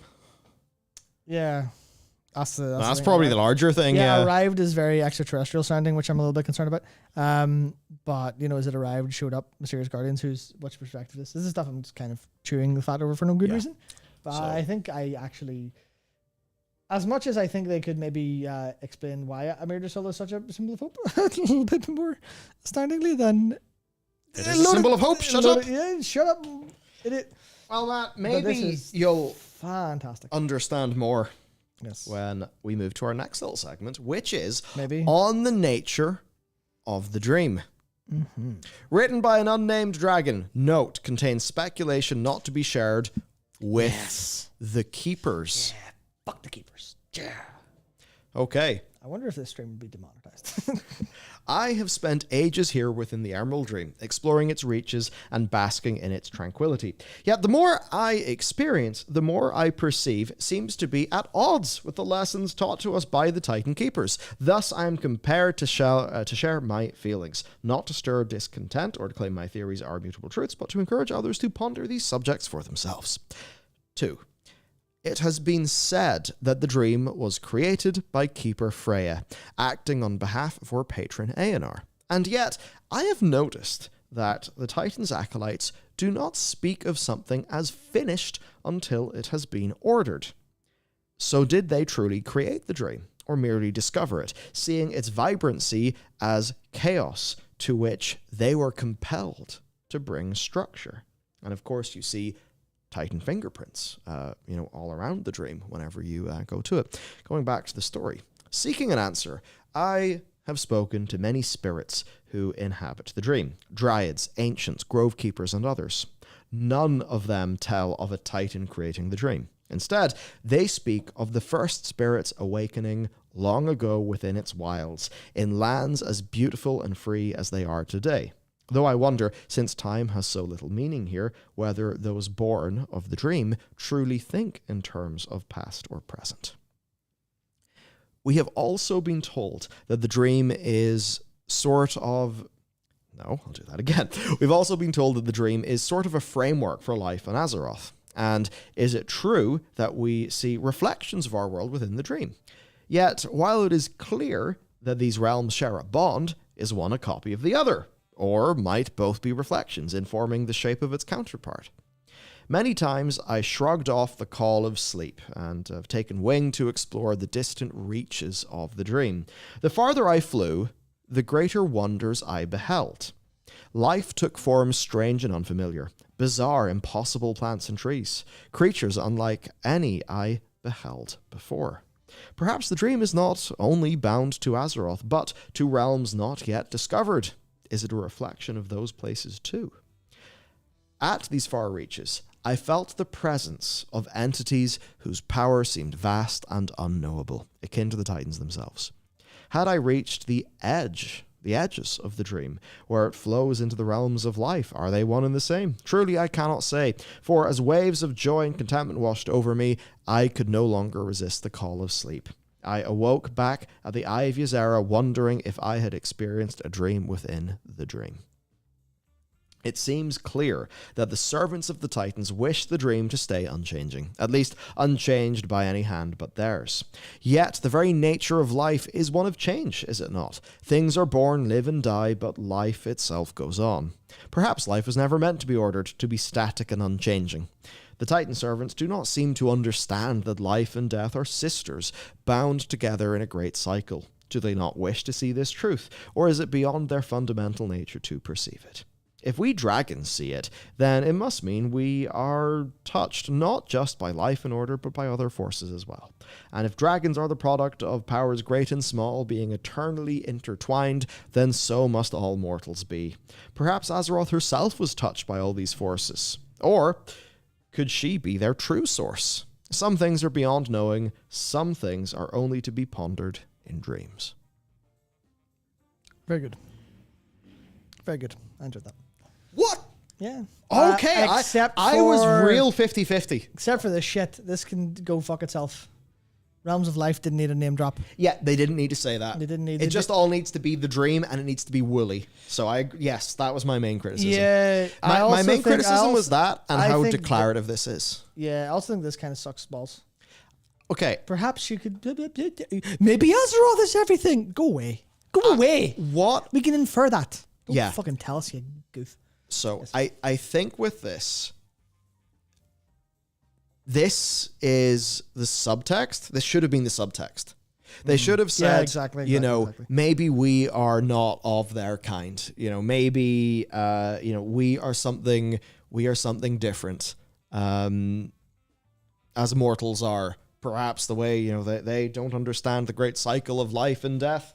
Maybe that means something, and they claim. Okay, so I have many core takeaways from this. The core takeaway of the very end, though, is, for me, Azeroth is not a Titan. World Souls are not Titans. I think they are just some form of entity, some natural thing. Maybe what you could call the sort of god of a world in a very, there are many cultures, Earth Mother. Right? So the idea of Azeroth being a Titan that hasn't woken up yet, that doesn't feel like the Earth Mother. Azeroth being something that isn't the Titan, that is more raw, primal, and connected to the world, that feels more like the Earth Mother. That feels kind of more like a, myth, instead of just like, this is an egg for a thing called a Titan that floats around space. So my read of this is, Aman'Thul and the crew, they find these world souls and they turn them into a Titan. In the same way that if an old god found found Azeroth, the old god would do the old god things to Azeroth, and then Azeroth would be an old god thing. It would be a big void monster, Lovecraft god. So that's kind of what I think is going on here. I think that life and death are probably very important and sort of meant to be like a natural cycle that means that Azeroth, never becomes overgrown with life or consumed by death. And that's kind of much of the point. Insert Vana here. I think that's what they might be trying to go for. The other side of this then is just quite straight confirming, these unknowable, impossible plants, that's just other worlds. Yeah. And I think that's the cool way to do it. Yeah, so I've got a way to fix this. Oops.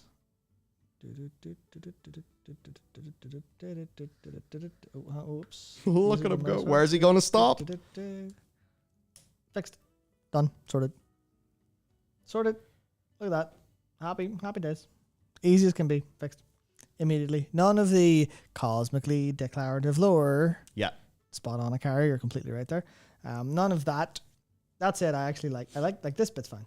I think this bit, this is all you need. You don't need to then immediately go, what if text? No, it's like, that's the job of me in my head brain. Exactly. Not your words. Yeah, you Your words inspire that. You push this to someone, you go, perhaps life was never meant to be ordered to be static and changing. And then you go, oh, well, I understand what you're trying to say because there's a heavy implication there. The Titans are trying to control life as opposed to let it flourish. And obviously your point is that life flourishing is a natural thing. Sweet, fantastic. But as soon as they start bringing all the capital fucking letters in, basically keep your capital letters, keep your proper nouns out of this shit. That is for your wiki. That's not for your game text. Yeah. What I do, so yes, my criticisms of this are the kind of sort of cosmic stuff in the way that they handle that. Again, it's like, this should be the things that I'm thinking about, not the things you're saying. However, that said, where they are quite clearly moving things here is, I think, the better direction. This is such a profound improvement over the delivery of any like text-based book lore that I've seen in this expansion so far, outside of the Zarathustra, Zarath Lumen. Yeah, outside of the stuff that is more outside of the stuff that's more grounded and can be declarative because it's about actual characters, like the stuff we saw in 10.0.7 with Ashara and the Night Squall and stuff. That stuff's all fine, but this is substantially better than like the Notharian book or any of the Shadowlands primers and stuff like that. This is such a substantial upgrade. It's incredible. Now, some of that from my perspective is literally because I am a absolute bad thing for the Dream. For the Dream, I weak at the knees for it. Like I love nature. That and love they've the been Dream able so to much. do the Dream, cover it in some of those modern things, and not send you into a literal blood rage. Yeah, like maybe I'll think about it a little bit longer, and I'll think about the implications of what they're trying to say when they talk about if we dragons see it, we're touched by other forces as well. Like so if I guess this is another problem. If dragons are the product of powers great and small but eternally intertwined, then so must all mortals be. Bro, where the fuck did you get this for sentence from? This isn't academic. You took such a profound leap from perhaps life was never meant to be ordered to, by the way, all the forces combined. Remember the cosmic chart? Because that like implicitly means that this dragon is like, oh yeah, I know about the chart. I've read Chronicle. Yeah, that's what that tells me, and that's a little bit too far. But right up until about halfway through this, like this little person's experience and their pondering is really fantastic to me. And I think that is really, really, really strong. Like even this, instead they speak of the first spirits awakening long ago within its wilds, and then saying, well, time has no meaning here, so is that even relevant to time? Where does that land in anything? And I think that's actually really fun. I think it's really fun stuff. Did they create the dream or discover it? Vibrancy is chaos. I mean, well, that's a bit again heavy-handed.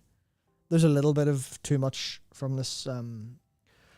This feels a little bit too much like I'm trying to write something and being a fucking self-insert dragon or something. A little bit, but otherwise, like I do like that it is. I like the framing. Yeah, I like the way it describes a lot of this stuff. It's very. It actually gets the vibe of what thinking about the dream is supposed to be like. Yeah, I like the description of like even when it, you know, when the dragon is kind of almost about to go off piste, you know, out of the dream bit and into the more primal bits, like you didn't need to say the raw. But like the idea of like, you know, you began to come to a part of the dream you truly didn't understand, and then you felt very uncomfortable. Like, kind of just needed to leave it there. But like broadly speaking, I think that's you're right. It's a way better description of these things. I also think about like, you did I think a bunch of the side quests In Tattoo? Yeah, Not too many of them so far. Like, some of them. I at least remember you looked around and you were happy. 10-2 is I was terrified. Yeah, I was terrified of what they would do to my precious Emerald Dream.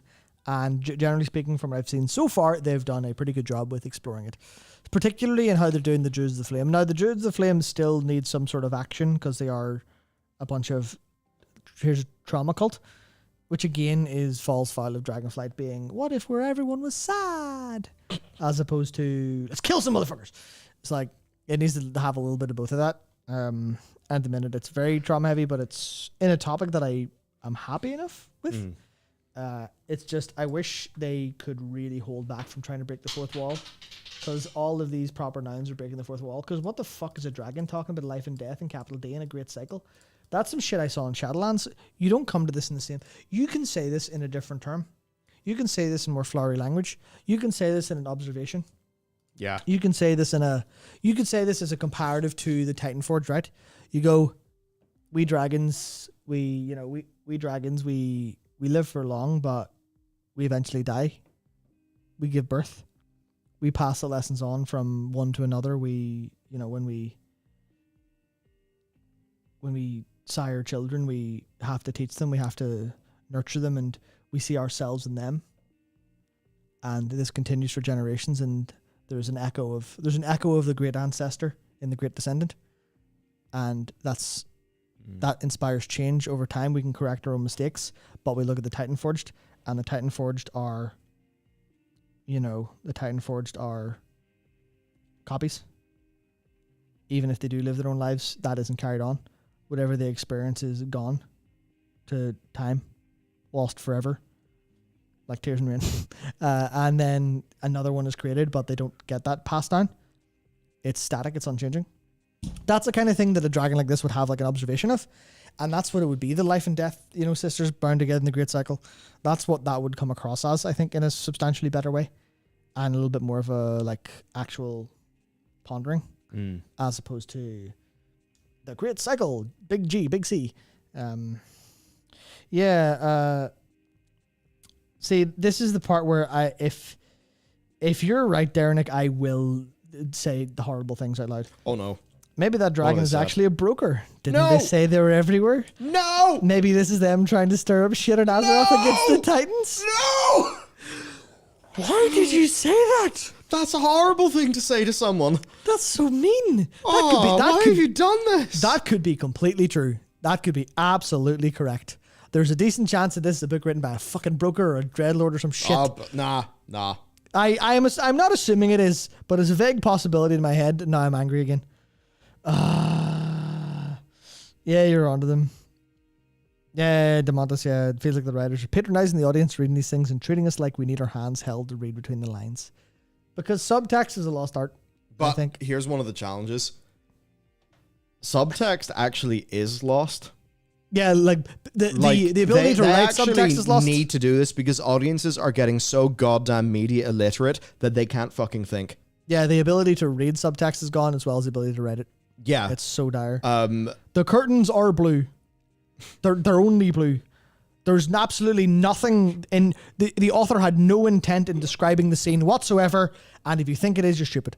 Obviously, that is often used to decry someone who's looking too close for subtext, but that joke has propagated so far that people no longer understand the concept of subtext, and they're just like, well, if they would have said the sads, no.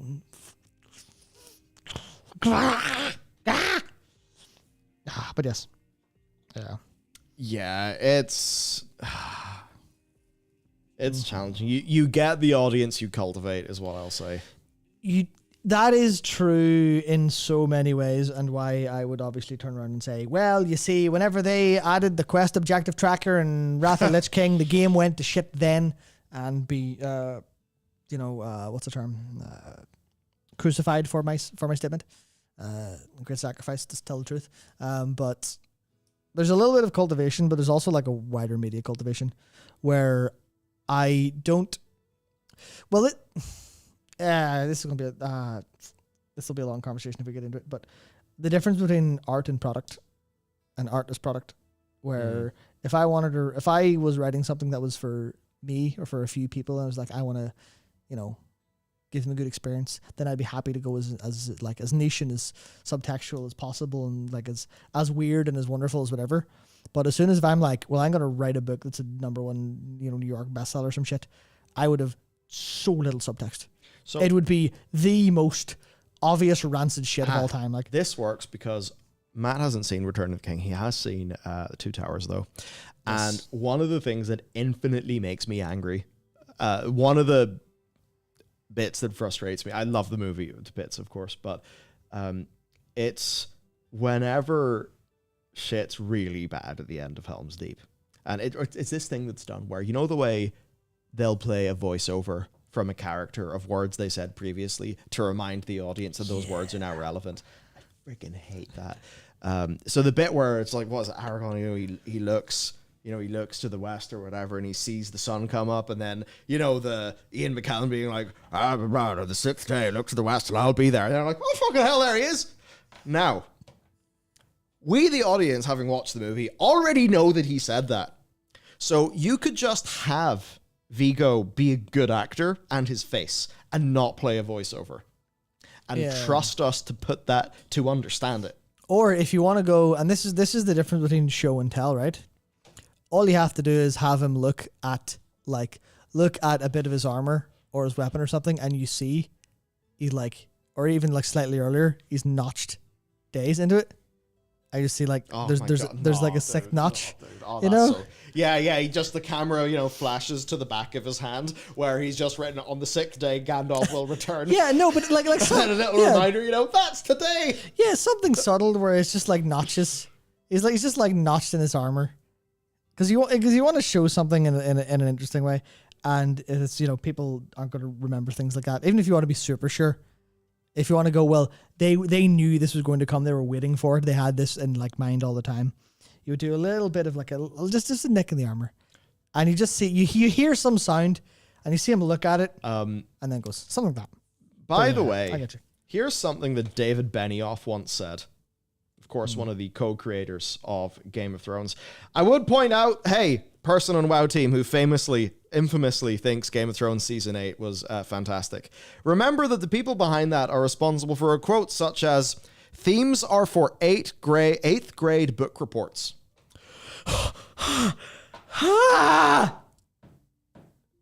That physically fucking hurt me to hear. Gee, the Lord wept. Oh my God.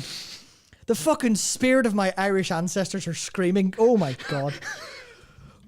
Oh, yes. So he's broken his mic. So Steve, anytime you friggin' think back to Game of Thrones Season 8, you're like, well, I thought it was fine. Come on, dude. Come on. You can hold yourself to better standards, man. And yes, it turns out, yeah, like if you enjoy a bad thing, it might actually be worth thinking about why. And that maybe there should be some introspection to that. That was a pretty mean thing for me to say. That is the most painful thing I think I've ever actually heard. If you're in the business of defending, the bad bits of Game of Thrones, like, it is the guys who said the themes are for 8th grade book reports. And, all the other things they said about soccer moms, NFL players. Oh, humans are fucking over. It's so unbelievably over. I'm so glad that their careers fucking fell off a cliff after that, because they were going to get Star Wars. Now that said, they are doing something. Those two fucking prats. I forgot what it is that they're doing. Why are they not excommunicated? Why have they not been fucking launched into the sun? Oh my God. Oh yeah, you're right. No, that's what a disease. is. 3-body problem. Like, if a guy who said that themes are for an 8th grade book report is working on the 3-body problem.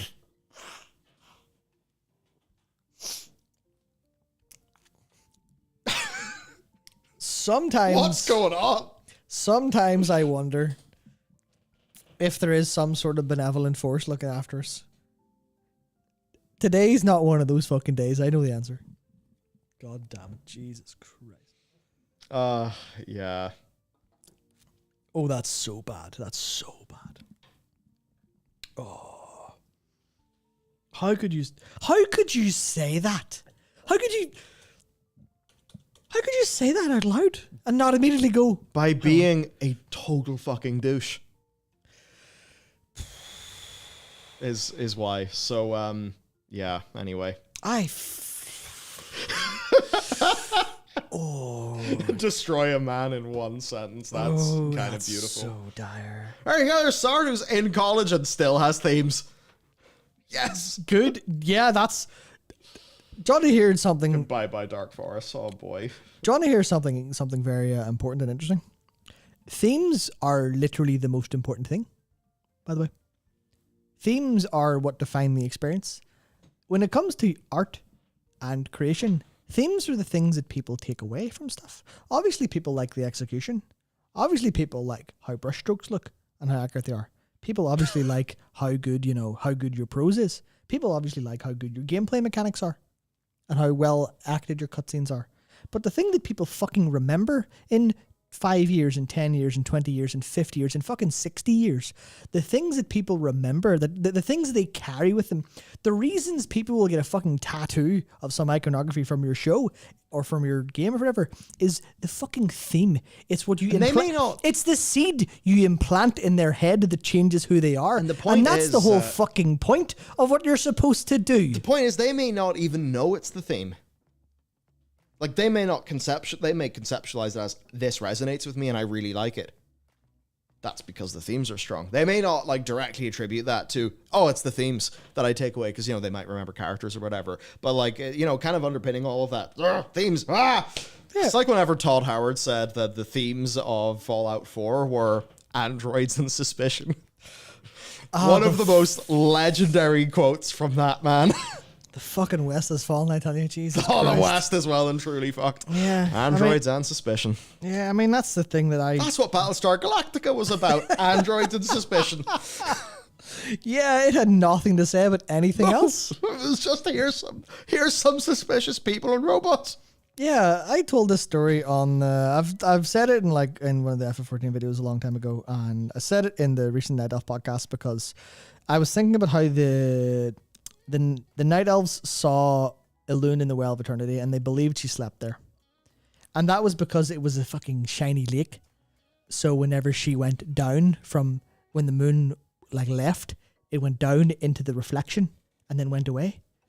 And that is some ancient human stuff. That is, what is it? Is it Apophina? I can't remember what it's called, but there's it's actually a bit of a what's trying for? A disorder in people is when they see too much meaning and they hyperconnect things. And that's one of the things is always been a core part of humanity, has been seeing that. And the story I think about, not Epiphany, no, it's Apophenia, yeah, that's it, Brazil. And Soul Reaver's a good game. Anyway, the story I think about is that of Venus and Lucifer. Because Venus, obviously the star, Lucifer, Lightbringers, etc. It was one of the story of Lucifer and the ascent to almost matching God is apparently inspired by when humans back in the day saw Venus, and in certain seasons it would rise not as bright, nowhere near, but it would rise almost to overtake the sun in the morning. But it would never get as high, and then it would fall. And that's where the story of, trying to match God and failing and being overthrown, or trying to overthrow God and failing, that's where that came from. And I think that's the stuff that's that's the stuff that's super fucking important. All those consistent, all of the things you can draw together is such a fundamental part of human nature that if you're themes don't matter, then you're not even fucking human. You fundamentally lack that thing that makes humans what they are. If you're not looking for themes, looking for that. So that's why DB Weiss and, David Benioff should, humanity status revoked? Not have jobs. Humanity status revoked? Giant ants, but a little more useless. That's it. It does feel funky rounding the stream off by talking about one or two final gameplay topics. I don't know if we should. Yeah, I feel pretty strongly about this, by the way. Oh, it's important. It's why stories are there. There's barely a fucking week goes past where I don't think about Tengen Toppa Gurren Lagann because of its theme. And obviously it's a great show and Gainax were fantastic. But at the same time, I think about what it had to say almost every fucking week. Yeah. And that's been 15 years, I think. Maybe longer. Or was that 16 years ago? I remember that shit. Oh my god, that it's all of these, all the animes that I know of as being really big good. Yeah, they're a long time ago. I say the West has fallen. Oh, it's all turned into Coomer bait now. Yeah, hasn't it? not just the West has fallen. That's it. Go Rush. That's a little bit of a broad brush for anime. It's like, Cooper bait. Certain large perspective of it actually has. But one of the, I mean, so is everything. Internet sure has changed people's brains. But what was I talking about? Yeah, because I was talking about it slightly earlier. Freerun, the anime that is just airing recently. They dropped 4 episodes last week, and I think there's a 5th airing tonight, I think, or tomorrow morning. But it's, and this is where you don't have to have like a grand theme, but you can have a theme about people and stuff. But it's about an elf who's called, like, you know, one of the subtitles is Beyond Journey's End, and it's an elf who has a very long lifespan, as elves do, and basically what she does after she's done adventuring with her human party. And it's a manga that's been going for, I don't know how long it's been going, but it is a really, really comfy show. Really good. Really, what's the term I'm thinking of? Cathartic in a way. But it's really strongly about like how an elf would deal with having a lifespan so much longer than other people around her. And it's fucking fantastic. It is exceptional. And everything is because every single part of it is in service of that theme. Every line of dialogue is about that stuff. It's extremely good. Extremely good. Yeah, Full Metal Alchemist Brotherhood. Yeah, I started watching that again recently. It's another perfect example. It's just, that's the stuff that's really like matters to people. Yeah. Whereas themes are for 8th grade book reports. Fucking moron. Oh my god, moron. I'm sure a certain George Martin was a big fan of that. I'm sure, yeah. I'm sure. Oh man. To be honest, like the other like subtopics, we can talk about them next week. Yeah. I think like, you know, talking about, you know, post-morteming dream surges, I feel like that's still something we can do next week. That's not going to be a dead topic. Yeah, not at all. And I feel like we've peaked. Yeah. Yeah. I hope you've all had a pleasant journey this day. Because I certainly had a journey. I have a fucking journey and a half today. That's for sure. Very good. Well, that's basically what's up. I suppose the final thing I will say is the Pale Beyond's out on Switch now. Of course, yes. Yeah, so it's out on Switch. I haven't turned my Switch on in years, so I should probably, you know, do that. PC, obviously. PC and Steam Deck. But the work that went into Steam Deck working is, of course, very useful for Switch because, you know, console controllers and stuff. Yes. So, yeah, that's what's up. I mean, is there an online version of the eShop? Yeah, I mean, let me grab it open here. Does this work? It does. Hello. Look at that. Here is the Pale Beyond on Switch. It's 30% off, too. It is $13.99 in dollar deals. There you go. Can you survive the Pale Beyond? My God, that's a question for you to answer if you have not already bought and played the Pale Beyond. On a Nintendo website? It is for teens and above. I was going to say teens and below. That's not how age ratings work. That'd be really funny. Sorry, are you mature? No, this isn't for you. You're not allowed. You can play it in TV mode, tabletop mode, or handheld mode. It's out today. It's an adventure strategy published by Fellow Traveler. It's only 1.2 gigabytes, so it's very small. Ah, good. Yes, we won't eat up your entire Switch. Absolutely. So you can get that and download it. That's how it works. That's apparently how games work. Oh yes, the other thing for the art books for the Pale Beyond, I will be shipping those out tomorrow. Everything's kind of confirmed and good to go. So I'm going to send an email blast to everybody, and I need to update the copy on the store site as well. I've ordered enough books, and I've kept ones aside as well to like handle if there are any issues. But a big thank you to everybody who pre-ordered, because based on your pre-orders, I was able to order, you know, like a decent quantity of them. So we'll have a few more for people that will be available in stock with, you know, the fast shipping. And the collector's editions will be going out early next week. So a few things were a little bit delayed. People being off sick. We also be having holiday stuff and just, things slipped. But it's all good now, which is fun. Yeah, it's kind of crazy. And I suppose in like the next 3 weeks, we'll have a lot to talk about too. I mean, BlizzCon, one thing. Yeah. But also all the things we were talking about before stream. Yeah. Oh, yeah, and the cool thing you and Nikki did before stream. That was very cool. Yeah, that was cool. That was very fun, actually. Very good. Very cool. Technology, very impressive. Will lead to our shows being better. But Yeah, we're the shit posts we're going to be capable of. I swear to God. Yeah. The ideas are flooding me. It's going to be Oh fantastic. no, John's going to be unleashed, and I don't know if the world is ready. Yeah, and also I've been in a very shit posty mood recently, which is fun. You may have noticed I've been a bit. That's good. No, it's great. Think about it. The unhinged. background for all our lore videos can just be themes are for 8th grade book reports. Yeah, just different videos of me screaming at the top of my lungs. Yeah. Yeah, we can't do so many shit posts. Thank you. So, oh, you're about to say? No, I was going to say thank you, Accra. I like it. It's very nice. Yes, iced tea.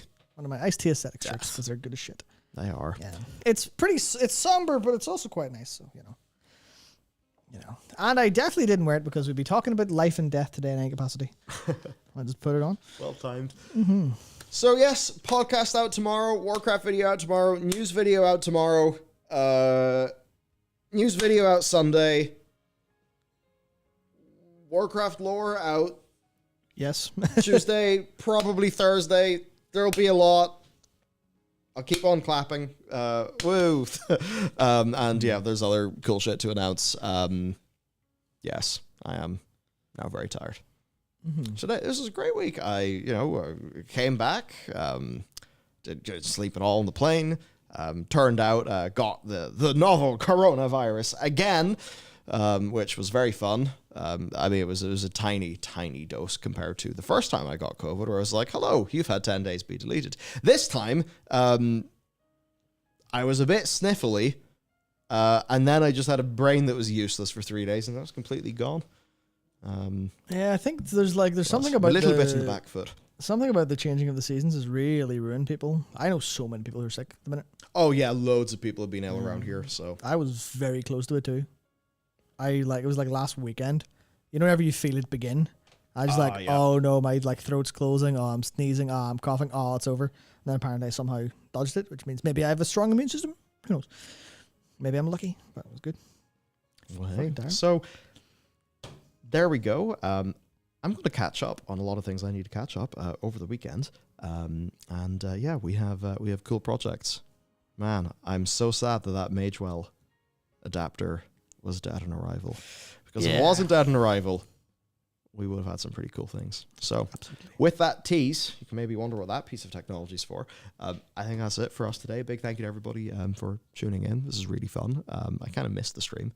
Yeah, I really did too. This is so much fun. I was thinking, my Friday nights are free. I'm going to have so much fun.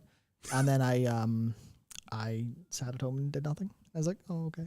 I'm going to watch Generation V. Very nice.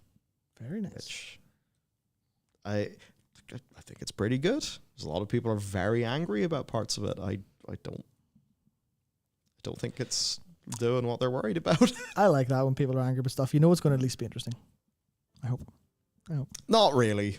Nah, it's that form of. Oh, yeah. Sad. Yeah. That's sad. You know the way the boys. No, that would be a straw man for a joke, which I'm not going to do because it's not fair. Yes, anyway, so yeah. Thank you for the Tesco money, Thomas. I'll do as well. Wait, $10 Tesco money for the boys. Oh yeah. Oh my god. Yeah, it'll get me. It's raining. It's comfy too. It's raining. Yeah. I have a hood. Yeah. Oh yeah, the Pill Beyond. What kind of hoodies. hood? What kind of hoodie? Yeah. That's a Pill Beyond hoodie. Stand up and turn around. There we go. Woo. Temperance Crew, Vacuum Mission 23. Let's go. Our team hoodies for everyone who worked in that game. Yeah. Maybe we'll do hoodies at some stage. That would be fun. I like this hoodie. It's like the only hoodie I wear. It's good, yeah. Mostly because it's comfortable. I like it, and it's black, and I just wear black all the time now because it means I don't have to make any decisions. Yeah, I need to be careful. I wear so much black. I'll walk outside and I'll be like, I'll wear black jeans and a black belt and like a t-shirt and a t-shirt like this, and then I'll have like a brown pair of shoes. I'm like, what the fuck am I doing? Oh, a black backpack as well. I'm like, Jesus. Well, you need black shoes. Basically, you need to look like you could at any moment film an episode of Ghost Adventures. So that'd be okay. Speaking of which, Zach is back. Oh, is he? With a new 2-hour special. Insane. The only problem with my like full black attire is that my beard's too ginger. God, shows up. Motor oil. Just Jesus Christ. dip it in. Dip and go. Fantastic. Ah, dear. Okay, well, time to go to Tesco, make some reasonable decisions. I will get myself caught back up over the weekend, and we'll be ready to roll in what is going to be, sort of 30-day period. That's fucking bonkers. I look forward to it because this time for BlizzCon, I think we'll be doing something rather different to last time. Should be more interesting and make for more cool content.